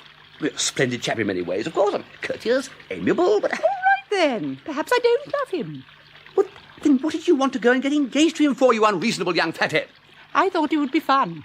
Fun? Yes, and so it has been. I've had a lot of fun out of it. You should have seen Tuppy's face when I told him. Ha! A gesture. What? You got engaged to Gussie just to score off Tuppy. A gesture. Yes, I suppose you could call it that. I'll tell you something else I call it, viz. a dashed low trick. I'm surprised at you, young Angela. I don't see why. Being a female, you wouldn't. You pull off the rawest stuff without a pang. You pride yourselves on it. Cool, what a sex. Old Pop Kipling never said a truer word than when he made that crack about the F of the S being deadlier than the M. You aren't proposing to keep this up, of course. Keep what up? This rot about being engaged to I Gussie. certainly am. Just to make Tuppy look silly. Do you think he looks silly? I do. So he ought to. Silly young geezer. I'm not a silly young geezer. You are a silly young geezer, and what's more, you know it. I don't know anything of the kind. Oh, for goodness sake, Bertie, go away and boil your head. That, my dear young pimple, is just what I'm going to go away and boil. At least, I mean, I shall now leave you. I've had my say. Good. But permit me to add... I won't. Right. In that case, tinkety-tonk. And I meant it to sting. Moody and discouraged were about the two adjectives you would have selected to describe me as I meandered back to the house. It would be idle to deny that I had expected better results from this little chat. It seemed to me in the circus, however, that there was but one thing to do.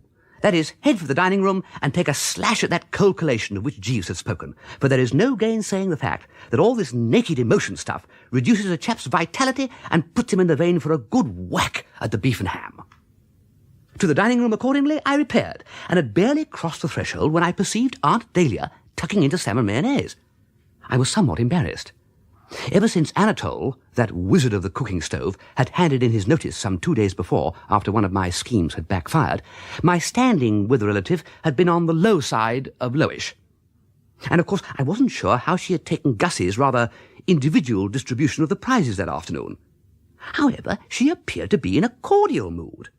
Clearly, she had not yet been informed of Angela's engagement, for nothing could have exceeded the geniality with which she waved a prongful of salmon at me.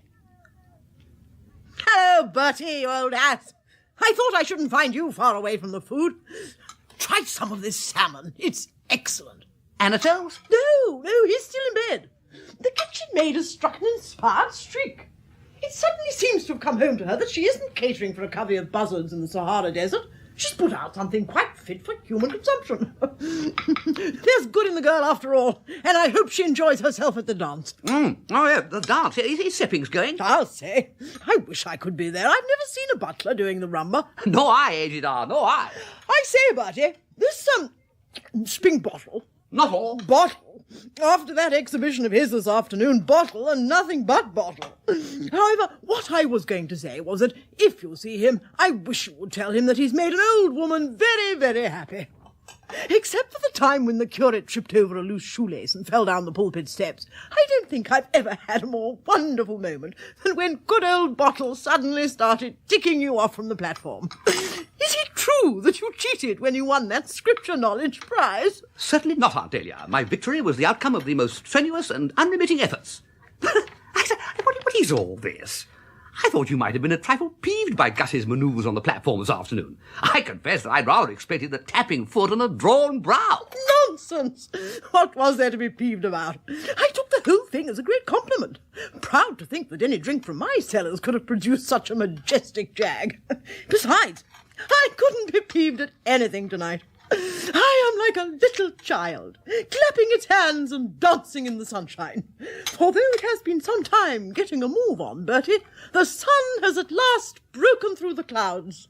Ring out those joy bells. Anatole has withdrawn his notice. What? Oh, very hearty congratulations. Thanks. Yes, I worked on him like a beaver when I got home this afternoon. And finally, vowing he would ne'er consent, he consented. He stays on, praises be. And the way I look at it now is that God's in his heaven and all's right with the world. Hello, Jeeves, me old hearty. What can I do for you? My errand is a twofold one, madam. On the one hand, I have a message for Mr. Wooster, which is that I have been successful in my efforts to locate Mr. Fink-Nottle. And on the other hand... I say, Jeeves, is he still alive? Mr. Fink-Nottle? Most decidedly, sir. And on the other hand, madam, though I would not normally take the liberty of raising the matter myself, in view of the fact that Mr. Seppings has now departed for the evening's festivities at Kingham Manor, it occurred to me... Oh, yes, Jeeves. Get on with it. Certainly, madam. It is with reference to Monsieur Anatole, madam. Is it by your wish, madam, that Mr. Fink-Nottle is making faces at Monsieur Anatole through the skylight of his bedroom? Faces? Yes, madam. Through the skylight? Yes, madam. You mean he's sitting on the roof? Yes, madam. It has upset Monsieur Anatole very much. Upset? Oh, my God! Out of my way! Jeeves, my place is at Aunt Dahlia's side. Very good, sir. And you come too. Very good, sir. Oh, my golly. Anatole upset. Oh, my golly. Come on, Jeeves, come on. Very good, sir. Oh, come on, for heaven's sake, come on! The first thing that met the eye on entering Anatole's room was the man himself, standing by the bed in pink pyjamas, waving his fist at the skylight. Through the glass, Gussie was staring down, and his bulging eyes and open mouth gave him so striking a resemblance to some rare fish in an aquarium that one's primary impulse was to offer him an ant's egg. Aunt Dahlia, however, in her practical way, was coming straight to the point. What's all this, Monsieur Anatole? Oh, dog, you ask me what is it? Listen, make some attention a little. Me, I have it the hay, huh? But I do not sleep so good, and presently I wake, and up I look, and there is one who make faces against me through the dashed window. Is that a pretty affair, huh? Is that convenient? If you think I like it, you jolly well mistake yourself. Oh, I am so mad as a wet hen. And why not? This is a bedroom. What? Not a house for some apes? Then for what do blighters sit on my window so cool as a few cucumbers making some faces, huh? Quite right. Dash reasonable, eh, Jeeves? Certainly, sir. I would imagine that Mr. Fink-Nottle is attempting to indicate to Monsieur Anatole that he is desirous of being let in, but is failing to get his message across due to the insulating qualities of the glass. If you wish it, sir, I could readily procure a pole with which to open the skylight. Do so, Jeeves, and with all convenient speed. Very good, sir. It's all right, Monsieur Anatole. It's all right. All right? No. The hell you say it is all right. Not yet. Quite so quick, my old sport. It is by no means all right. It is some very different dishes of fish. I do not find it agreeable when one play larks against me on my windows. If such running is to arrive, I do not remain any longer in this house no more. I pass off and do not stay planted. No, Monsieur Anatole, please don't make any hasty decisions. I will have him removed. Go away, Bottle, and stop waggling your eyebrows. I think what he's trying to convey, Aunt Dahlia, is that if he moves, he'll fall down the side of the house and break his neck. Well, why not? Good point. Ah, Jeeves, you have procured a pole? Yes, sir. Let's get on with it then, Jeeves, before Aunt Dahlia explodes. She's beginning to look like a tomato, struggling for self-expression. Very good, sir. No, sir. Do I stay here for some... Gussie, quick, before Aunt Dahlia gets you. Let's leave. Bertie! Come on. Phew. Hey, Jeeves? My sentiments precisely, sir. Well, Gussie, Oh, Bertie. I suppose Tuppy was after you. Yes, he nearly got me too. It was only by shinning up a drain pipe that I shook him off. That baffled him, did it? Yes, but then I scrambled along a sort of ledge and found I'd got stuck. The roof sloped down in all directions. I couldn't go back. I had to go on, crawling along this ledge. And then I found myself looking down the skylight. Who was that chap, Bertie? That was Anatole, Aunt Dahlia's chef. French? To the core. Oh, well, that explains why I couldn't make him understand. What asses these Frenchmen are. They don't seem able to grasp even the simplest thing. You'd have thought that if a chap saw a chap on a skylight, the chap would realise the chap wanted to be let in, wouldn't you? But no, he just stood there. Waving a few fists. Yes. Oh, silly idiot. Still, here I am. Here you are, yes. For the moment. Eh? Is that Glossop lurking somewhere? Oh, what shall I do, Bertie? Sneak back to your room and barricade the door. That is the manly policy. But suppose I meet him on the way. Well, Jeeves will accompany you. Right-ho, Jeeves? Certainly, sir. Right-ho, then. Get going, Gussie. I shall return to the dining room and start mixing a large drink for Aunt Dahlia. Something tells me that after soothing Anatole, she will need to restore the tissues in no uncertain manner. In no uncertain manner.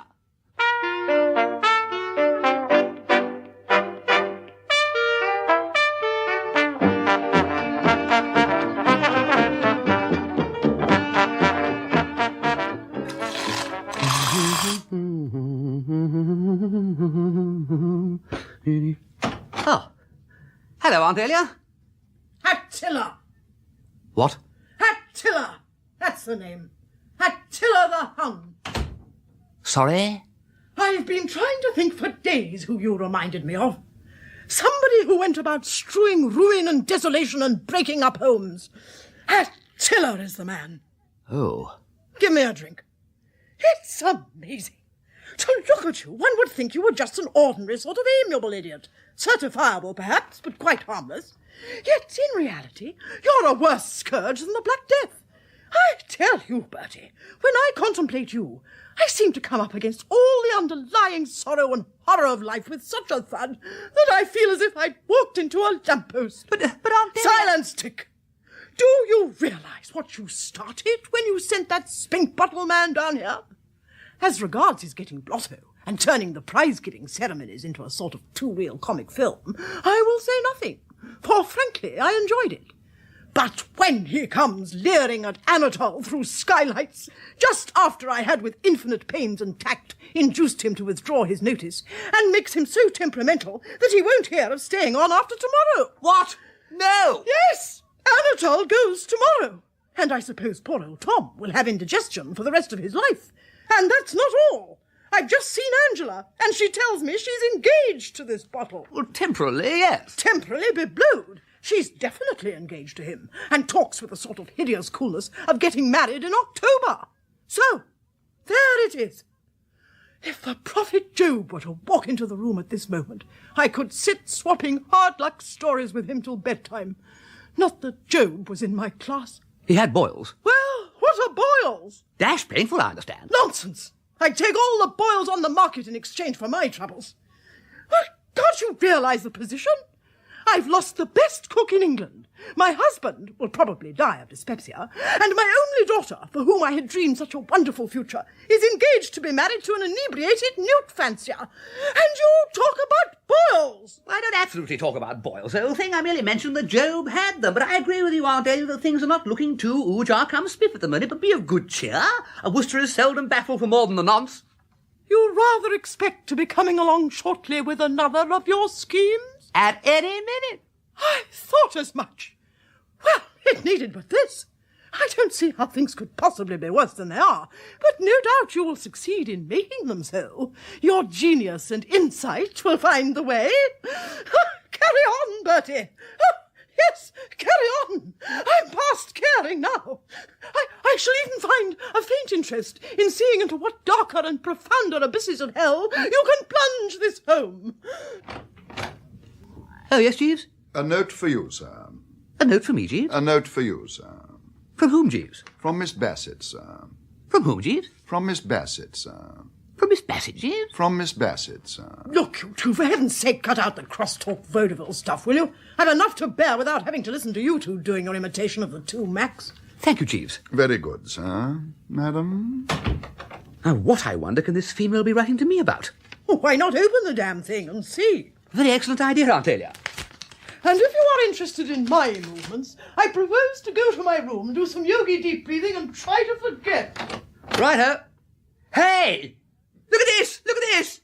Don't do that. Yes, but dash it! This note! And you know what's happened? Madeline Bassett says that now her engagement to Gussie is at an end, she's prepared to devote the rest of her life to making me happy. Good. And I hope it keeps fine for you. Oh, my hat! I would be paltering with the truth if I denied that the news item which I have just recorded had got in amongst me like an egg whisk. I'd been expecting it, of course, but with the somewhat more immediate problem of saving Gussie's life on my mind, I'd rather put the feeling of impending doom on one side, and it now hit me with all the force of a charging rhinoceros. For this note, I knew, could only mean one thing. The Bassett, in the belief that the Wooster heart had long been hers and was waiting ready to be scooped in on demand, had decided to take up her option.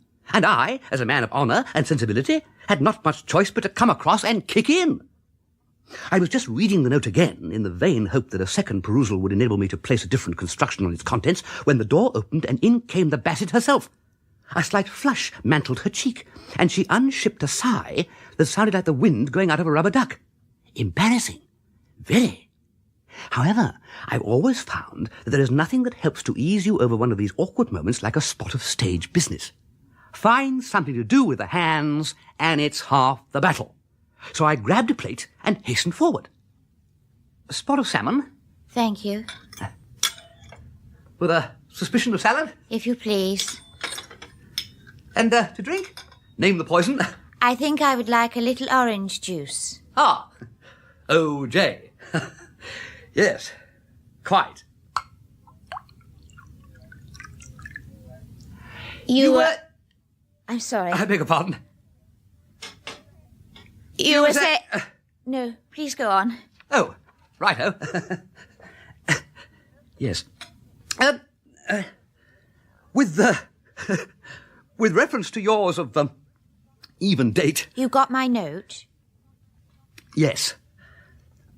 I got your note. I gave it to Jeeves to give it to you. Yes. He gave it to me. That's how I got it. Yes, I got it all right. I see. You got it. Yes, I got it. I've just been reading it. And what I wanted to ask you, if we happen to run into each other, was, what about it? What about it? That's what I say. What about it? But it was quite clear. Oh, quite. Perfectly clear. Very well expressed and all that. But, deeply sensible of the honour and so forth. But, dash it. Fruit salad? No, thank you. Spot of pie? No, thanks. One of these glue things on toast? No, thank you. I'll have a cheese straw. I beg your pardon. Sorry. Do go on. No, you go on. Bertie, I think I know what you're trying to say. You are surprised. Yes. You are thinking of... Exactly. Mr. Fink-Nottle. The very man. You find what I have done hard to understand. Absolutely. I mean to say, dash it, if you love the man... No longer. Oh, come. No. What happened this afternoon has killed my love. A smear of ugliness has been drawn across a thing of beauty, and I can never feel towards him as I did. Oh, I say. Look, have you considered that you've got the wrong line on Gussie's performance this afternoon? Admitted that all the evidence points to a more sinister theory, what price him simply having got a touch of the sun? Chaps do get touches of the sun, you know, especially when the weather's hot. Bertie, it was like you to say that. I respect you for it. Oh, no. Yes, you have a splendid chivalrous soul. Not a bit. Yes, you have. I like you for that, Bertie. It was fine of you. Fine and big. But it is no use. There are things which kill love. I can never forget Augustus. I can never feel for anyone else the flame-like passion I once felt for him. But my love for him is dead. Bertie, I will be your wife. Oh. Righto. Thanks awfully.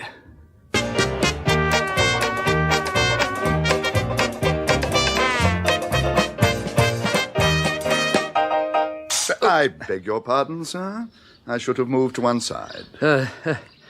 Jeeves. Sir? Jeeves, a word with you. Certainly, sir. Jeeves, I'm up against it a bit. I am sorry to hear that, sir. Can I be of any assistance? Well, quite possibly you can, if by chance I am mistaken in supposing you have lost your grip. Tell me frankly, Jeeves, do you consider you are in pretty good shape mentally? I do, sir. Still eating plenty of fish? Yes, sir. Well, then it may be all right. Of course, I'm not prepared to hand over absolutely to you, understand, but I will take you into consultation. Thank you very much, sir. Not at all, Jeeves, but there is just one point before I begin. In the past, when you have contrived to extricate self or some pal from some little difficulty, you have frequently shown a disposition to take advantage of my gratitude to gain some private end. Sir? You know what I mean, Jeeves. Choosing your moment with subtle cunning, you come to me when I am weakened by relief and get me to relinquish some item from my wardrobe of which you disapprove. Those purple socks, for instance. Also, the red cummerbund and the old Etonian spats. What I'm saying now is that if you are successful on the present occasion, there must be no rot of that description about that white mess jacket of mine. Very good, sir. You will not come to me when it is all over and ask me to jettison the jacket? Certainly not, sir. On that understanding, then, I will carry on. Jeeves, I'm engaged. I hope you will be very happy, sir. Oh, don't be an ass. I'm engaged to Madeline Bassett. Indeed, sir. I was not aware. Nor was I. It came as a complete surprise. However, there it is, Jeeves. And you can take it from me that I want out, and that right speedily. And Miss Bassett, sir? Oh, Jeeves, you don't suppose she wants to marry me, do you? Her heart belongs to Gussie. Oh, can't you see that this is simply another of those bally gestures which are rapidly rendering Brinkley Court a hell for man and beast? Dash all gestures is my view. Very good, sir. Well, what's to be done? I would imagine, sir, that the best plan would be to effect a reconciliation between Miss Bassett and Mr. Fink-Nottle. Yes, but how, Jeeves, how? You see, you stand silent and twiddle the fingers. You are stumped. No, sir. No? Precisely, sir. The device which I have in mind is the same one that I put forward on the evening of our arrival, with a view to bringing Miss Angela and Mr. Glossop together. Oh, good Lord, not that old fire alarm thing. Exactly, sir. My golly, that wheeze? You're still sticking to that? Yes, sir. Oh, dear. Oh, well, just run through it again, then, will you? I remember thinking it was totally cuckoo when you first mentioned it. But it may be that I missed some of the finer shades. Certainly, sir. As I see it, the occupants of the house hearing the fire bell will suppose that a conflagration has broken out. Yes, that seems reasonable. Whereupon Mr. Fink-Nottle will hasten to save Miss Bassett, sir, while Mr. Glossop performs the same office for Miss Angela. Yeah, but will they? That's what I asked myself, Jeeves. I am certain of it, sir. And in my view, the relations of the two young couples could scarcely continue distant after such an occurrence. Perhaps you're right. Perhaps. But dash it, Jeeves, look, if we go ringing fire bells in the night watches, shall we scare half the domestic staff into fits? I would suggest that we could avoid such a contingency by acting promptly, sir. If you recall, the entire staff, with the exception of Monsieur Anatole, are due to attend a servants' ball at Kingham Manor tonight. Ah, of course. That just shows the condition this thing has reduced me to. Forget my own name next. All right, righto, Jeeves. Let's try and envisage. Bong goes the bell. Gussie rushes and grabs the Bassett. Oh, wait. Why shouldn't you simply walk downstairs? You are overlooking the effect of sudden alarm on the feminine temperament, sir. Miss Bassett's impulse, I would imagine, would be to leap from her window. Well, that's even worse, Jeeves. We don't want her spread out in a sort of puree on the lawn. It seems to me that the flaw in this scheme of yours is going to litter the garden with mangled corpses. No, sir. You will recall that Mr. Travis's fear of burglars has caused him to have stout bars fixed to all the windows. Of course, yes. As worn by the tougher kinds of medieval prison. Oh, very well then, Jeeves. Quite possibly the scheme may come off. But I have a feeling it'll slip up somewhere. Something tells me when it comes to the crunch, Gussie and Tuppy will shirk their duty. However, I'm in no position to cavil at even 100 to 1 shot. I will adopt this policy of yours, Jeeves, though, as I say, with misgivings. At what time would you suggest bonging the bell? Not before midnight, sir. That is to say, sometime after midnight? Exactly, sir. Very well, then. At 12:30 on the dot, I will bong. Very good, sir. Right-ho, Jeeves. 12:30 on the dot. What the devil's that? Thomas, is that the fire bell? At this time of night? What the blazes is going on? I've only just got to sleep. Good gracious, we'll all be burned alive. Come along, Dahlia. This is no time to worry about your hair. Oh, where the devil are my slippers?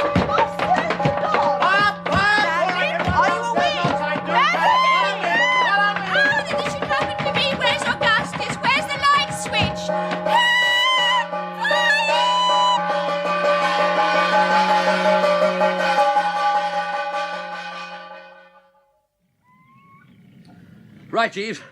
That's about enough of that. Let's toddle round to the front lawn, shall we, and ascertain what solid results have been achieved. Very good, sir. Now, according to your calculations, what we should observe on rounding this corner is Tuppy bending solicitously over Angela on one side of the lawn, while Gussie fans the Bassett with a towel on the other. Something on those lines, most certainly, sir. Ah! And is that what you see before you now, Jeeves? No, sir. No, dash it. Look.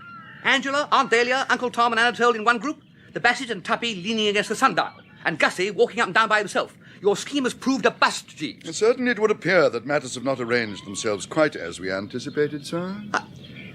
We? As I had anticipated, sir. That's more like it. Didn't I tell you it would be a flop? I remember you did seem somewhat dubious, sir. Dubious is no word for it, Jeeves. Well, I'm not blaming you. It's not your fault that you've sprained your brain. But after this, I shall know better than to let you handle any but the simplest and most elementary problems. Hoi! Hoi! Attila! It's best to be candid about this, don't you agree?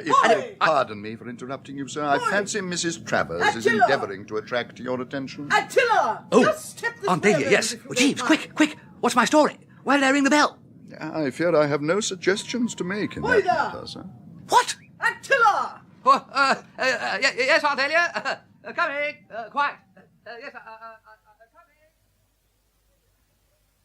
Aunt Dahlia. Hello. Well, Bertie dear, here we all are. Quite. Yes. Nobody missing, is there? I don't think so. Splendid. So much healthier for us out in the open like this than frowsting in bed. I had just dropped off when you did your bell-ringing act, for it was you, my sweet child, who rang that bell, was it not? I did ring the bell, yes. Any particular reason? Or just a whim? I thought there was a fire. And what gave you that impression, dear? Yes. Oh, yes. I thought I saw flames. Oh, did you? Where, darling? Tell Aunt Dahlia. In one of the windows. I see. So we have all been dragged out of bed and scared rigid because you have been seeing things? I admit I was mistaken. I am sorry. Oh, don't apologise, Ducky. Can't you see how pleased we all are? Well, may we go in now, or have you some other entertainment up your sleeve? No. That's fine. Mother? Come along then, Thomas. Oh, yes, Angela, what now? Mother, the door shut, the front door. Somebody must have shut it. The door's shut? Yes, Father. But shut? Yes, Father. But who shut it, Angela? I don't know. Well, we must try another door then. But all the other doors are bolted, Dalia. I checked them myself. What? Of course, someone will have to get in through a window. A window, Thomas? How? Could Lloyd George do it? Could Winston do it? Could Baldwin do it? No, not since you had those bars of yours put on. Well. God bless my soul. Ring the bell, then. The fire bell? The doorbell. To what end, Thomas? There's nobody in the house. All the servants are at Kingham. But confound it all, Dahlia, we can't stop out here all night. Can't we? You just watch us. There is nothing, literally nothing, which a country house party can't do with Attila here operating on the premises. Seppings, presumably, took the back door key with him to the dance. We must just amuse ourselves till he comes back. But, my dear Dahlia, we'll freeze to death. Mother, this is ridiculous. Mrs. Travers, it's terribly, terribly cold. Mrs. Travers, I say. Yes? Well, say on, young gossip. Why not take out one of the cars and drive over to Kingham and get the key from Seppings? A very fruity scheme, young man. Yes, an excellent idea. One of the best. Nip round to the garage at once. Right home. that young fellow's got intelligence and resource. What a pity certain nephews of mine, whom I won't specify, couldn't show the same. I say, Aunt Dahlia... Silence, worm. Thomas, I think, thanks to young Glossop's initiative, we may yet... Mrs. Rouse, it's all off. What? Well, why? The garage is locked. Well, then unlock it. Yeah, no, I haven't the key. Well, shout then and wake Waterbury. Yes, no, who's Waterbury? The chauffeur ass. He sleeps over the garage. Yes, no, he's gone to the dance at Kingham. He's gone to the... Curse all dancing chauffeurs! What on earth does a chauffeur want to dance for? I mistrusted that man from the start. Something told me he was a dancer. Well, this finishes it. We're out here till breakfast time now. You won't get Seppings away from a dance until you throw him out. Damn all dancing butlers! What is Brinkley Court? A respectable English country house or a crimson dancing school? One might as well be all living in the middle of the Russian ballet. Well, all right, if we must stay out here, we must. Jeeves, of course, why didn't I think of you before? You've got an idea. Oh, that great brain of yours is really clicked as ever in the hour of need. Yes, madam. Jeeves, join our little group of thinkers and let us hear what you have to say. Can you really get us out of this mess? Yes, madam. If one of the gentlemen would be willing to ride a bicycle. A bicycle? There is a bicycle in the gardener's shed in the kitchen garden, madam. Possibly one of the gentlemen might feel disposed to ride over to Kingham Manor to procure the door key from Mr. Seppings. Brilliant, Jeeves. Thank you, madam. Wonderful. Thank you, madam. Attila! What? I say no. Dash it, not me. Attila! Yes, madam. Mr. Wooster would perform the task admirably. He is an expert cyclist. He has often boasted to me of his triumphs at the wheel. I say, Jeeves, that's a bit much. Just because I once mentioned I won a choir boy's handicap at the age of 14. Attila! But Aunt Dahlia, I haven't ridden for years. Then it's high time you began again. But I've probably forgotten how to ride. Oh, you'll soon get the knack after you've taken a toss or two. Trial and error, the only way. But it's miles to Kingham. So the sooner you're off, the better. But Bertie, dear. But dash it. Bertie, darling. Yes, but dash it. Bertie, my sweet. Oh, right-ho. Right-ho. In all human affairs, there's got to be a goat or patsy doing the dirty work, I suppose. Right-ho, Aunt Dahlia, I'll do it. Splendid, Bertie. Off you go, then. Right-ho. Come along, Jeeves. Lead me to this bally velocipede of yours. Very good, sir. This way, sir. Right-ho, Jeeves. Right-ho. Right-ho. So, Jeeves, this is what your great scheme has accomplished. Tuppy, Angela, Gussie, and the Bassett still not on speaking terms, and self faced with an 8-mile ride. 9, I believe, sir. A 9-mile ride, another 9-mile ride back. I am sorry, sir. There's no good being sorry now. Where is this foul bone shaker? I will bring it out, sir. What? Where's the lamp? I fear there is no lamp, sir. No lamp? No, sir. Well, give me the blasting machine. Very good, sir. Are the tyres inflated? Yes, sir. The nuts firm, the brakes in order, the sprockets running true with the differential gear? Yes, sir. Right-ho, Jeeves, and I'm off. Very good, sir.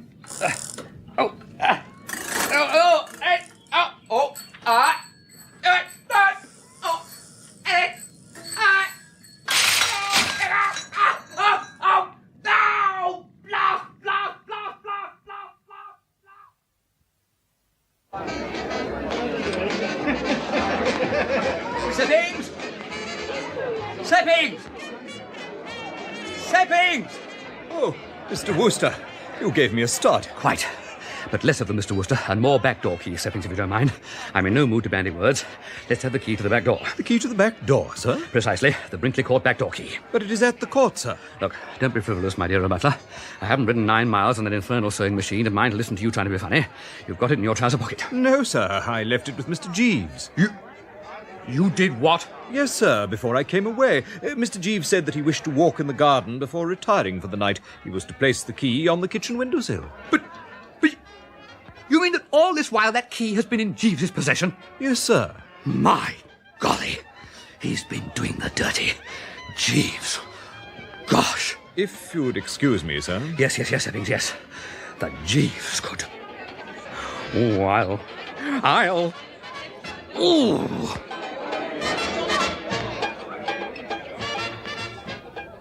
I remember Jeeves saying on one occasion that hell hath no fury like a woman scorned, and until tonight I had always felt that there was a lot in it.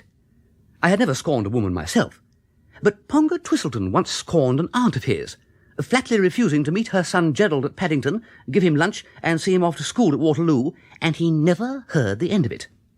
Letters were written, he tells me, which had to be seen to be believed.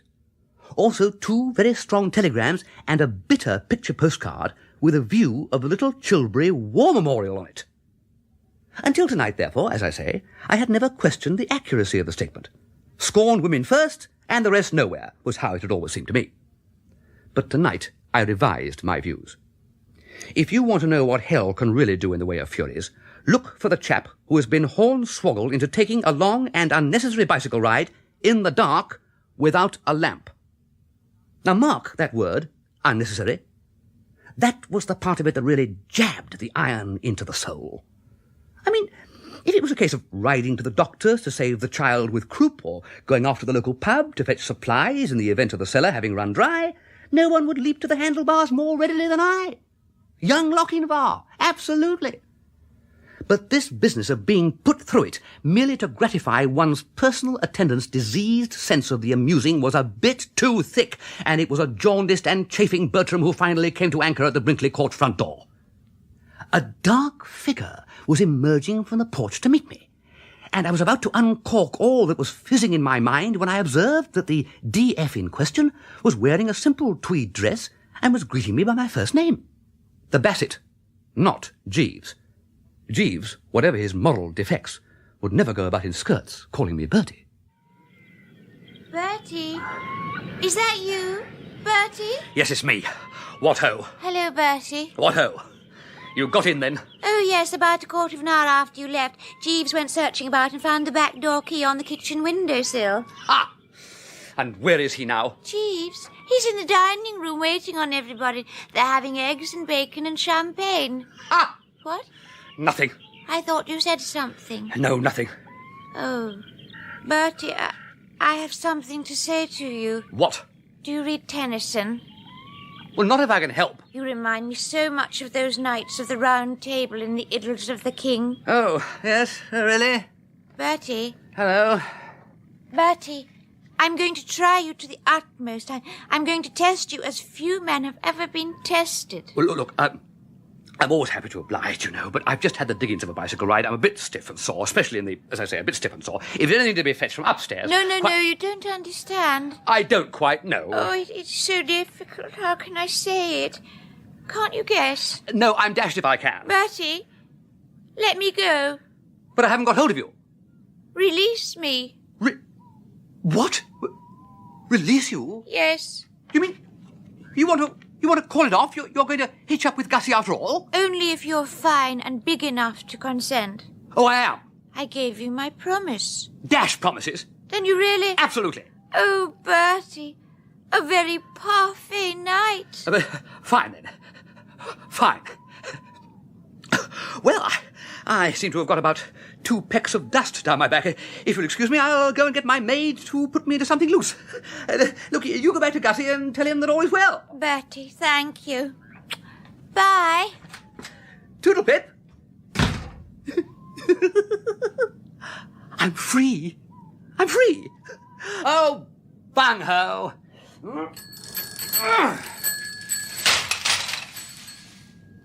Goodbye, velocipede. Tuppy! What ho, Bertie? You back? You look like the wreck of the Hesperus. Get run over by a steamroller or something. Tuppy, old man, stop this coarse badinage and listen to some good news. The Bassett's going to marry Gussie Fink-Nottle. Tough luck on both of them, what? But don't you understand? Don't you see what this means? It means that Angela is once more out of pawn, and you only have to play your cards properly. Oh, good Lord, you're right behind the times, Bertie. It's only to be expected, of course, if you will go riding bicycles half the night. Angela and I made it up hours ago. What? Yes, nothing but a passing tiff. But I can't stop chatting with you all night, old man. There's a rather impressive Beano in progress in the dining room, and they're waiting for reinforcements on the champagne front. Your aunt, if I may say so, is a bit above herself. I don't know all the facts of the case, but it appears that Anatole gave notice and has now consented to stay on. And also your uncle has given her a cheque for that paper of hers. I didn't get the details, but she is much braced. Anyway, see you later. Must to the cellar. But Tuppy, well, I'm dashed.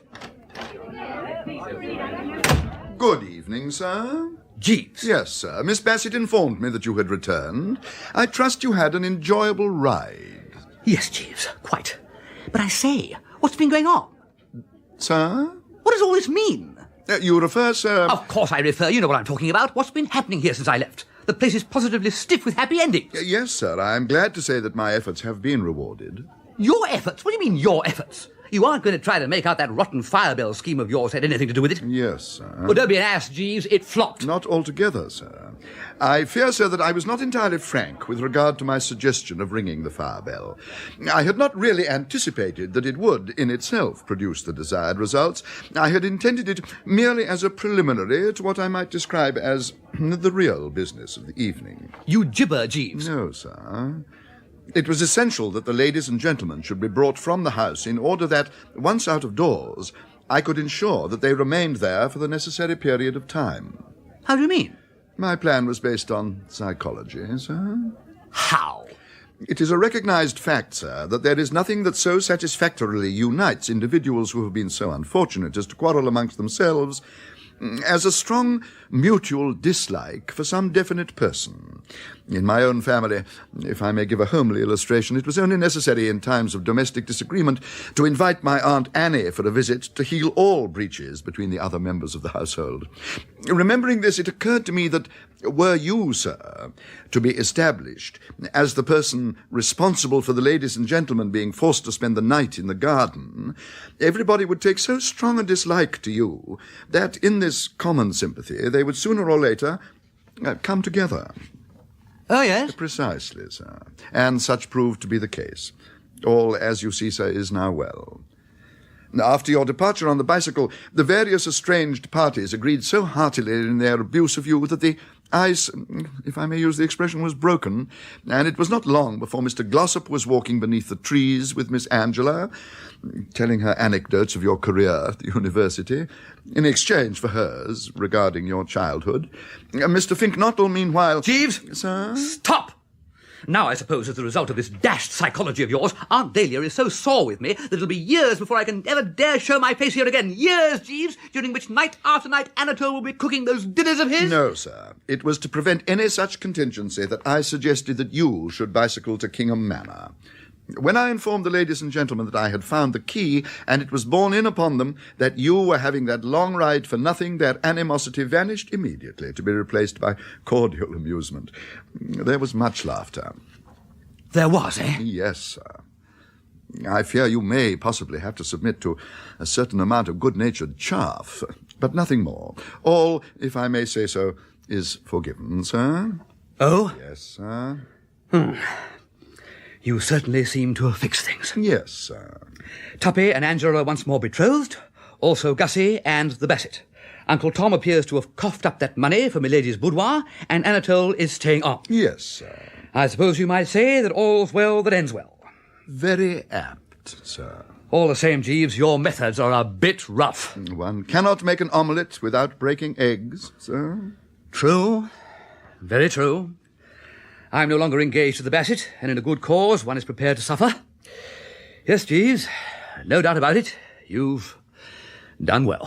Thank you very much, sir. Yes, Jeeves? What's the matter? Something on your mind? Yes, sir. I should have mentioned it earlier, but in the evening's disturbance it escaped my memory. I fear I have been remiss, sir. You, Jeeves? In the matter of your mess jacket, sir. What? Yes, sir. I am sorry to say, sir, that while I was ironing it this afternoon, I was careless enough to leave the hot instrument upon it. I very much fear that it will be impossible for you to wear it again, sir. I am extremely sorry, sir. Oh, what's the use? Right-ho, Jeeves. Very good, sir.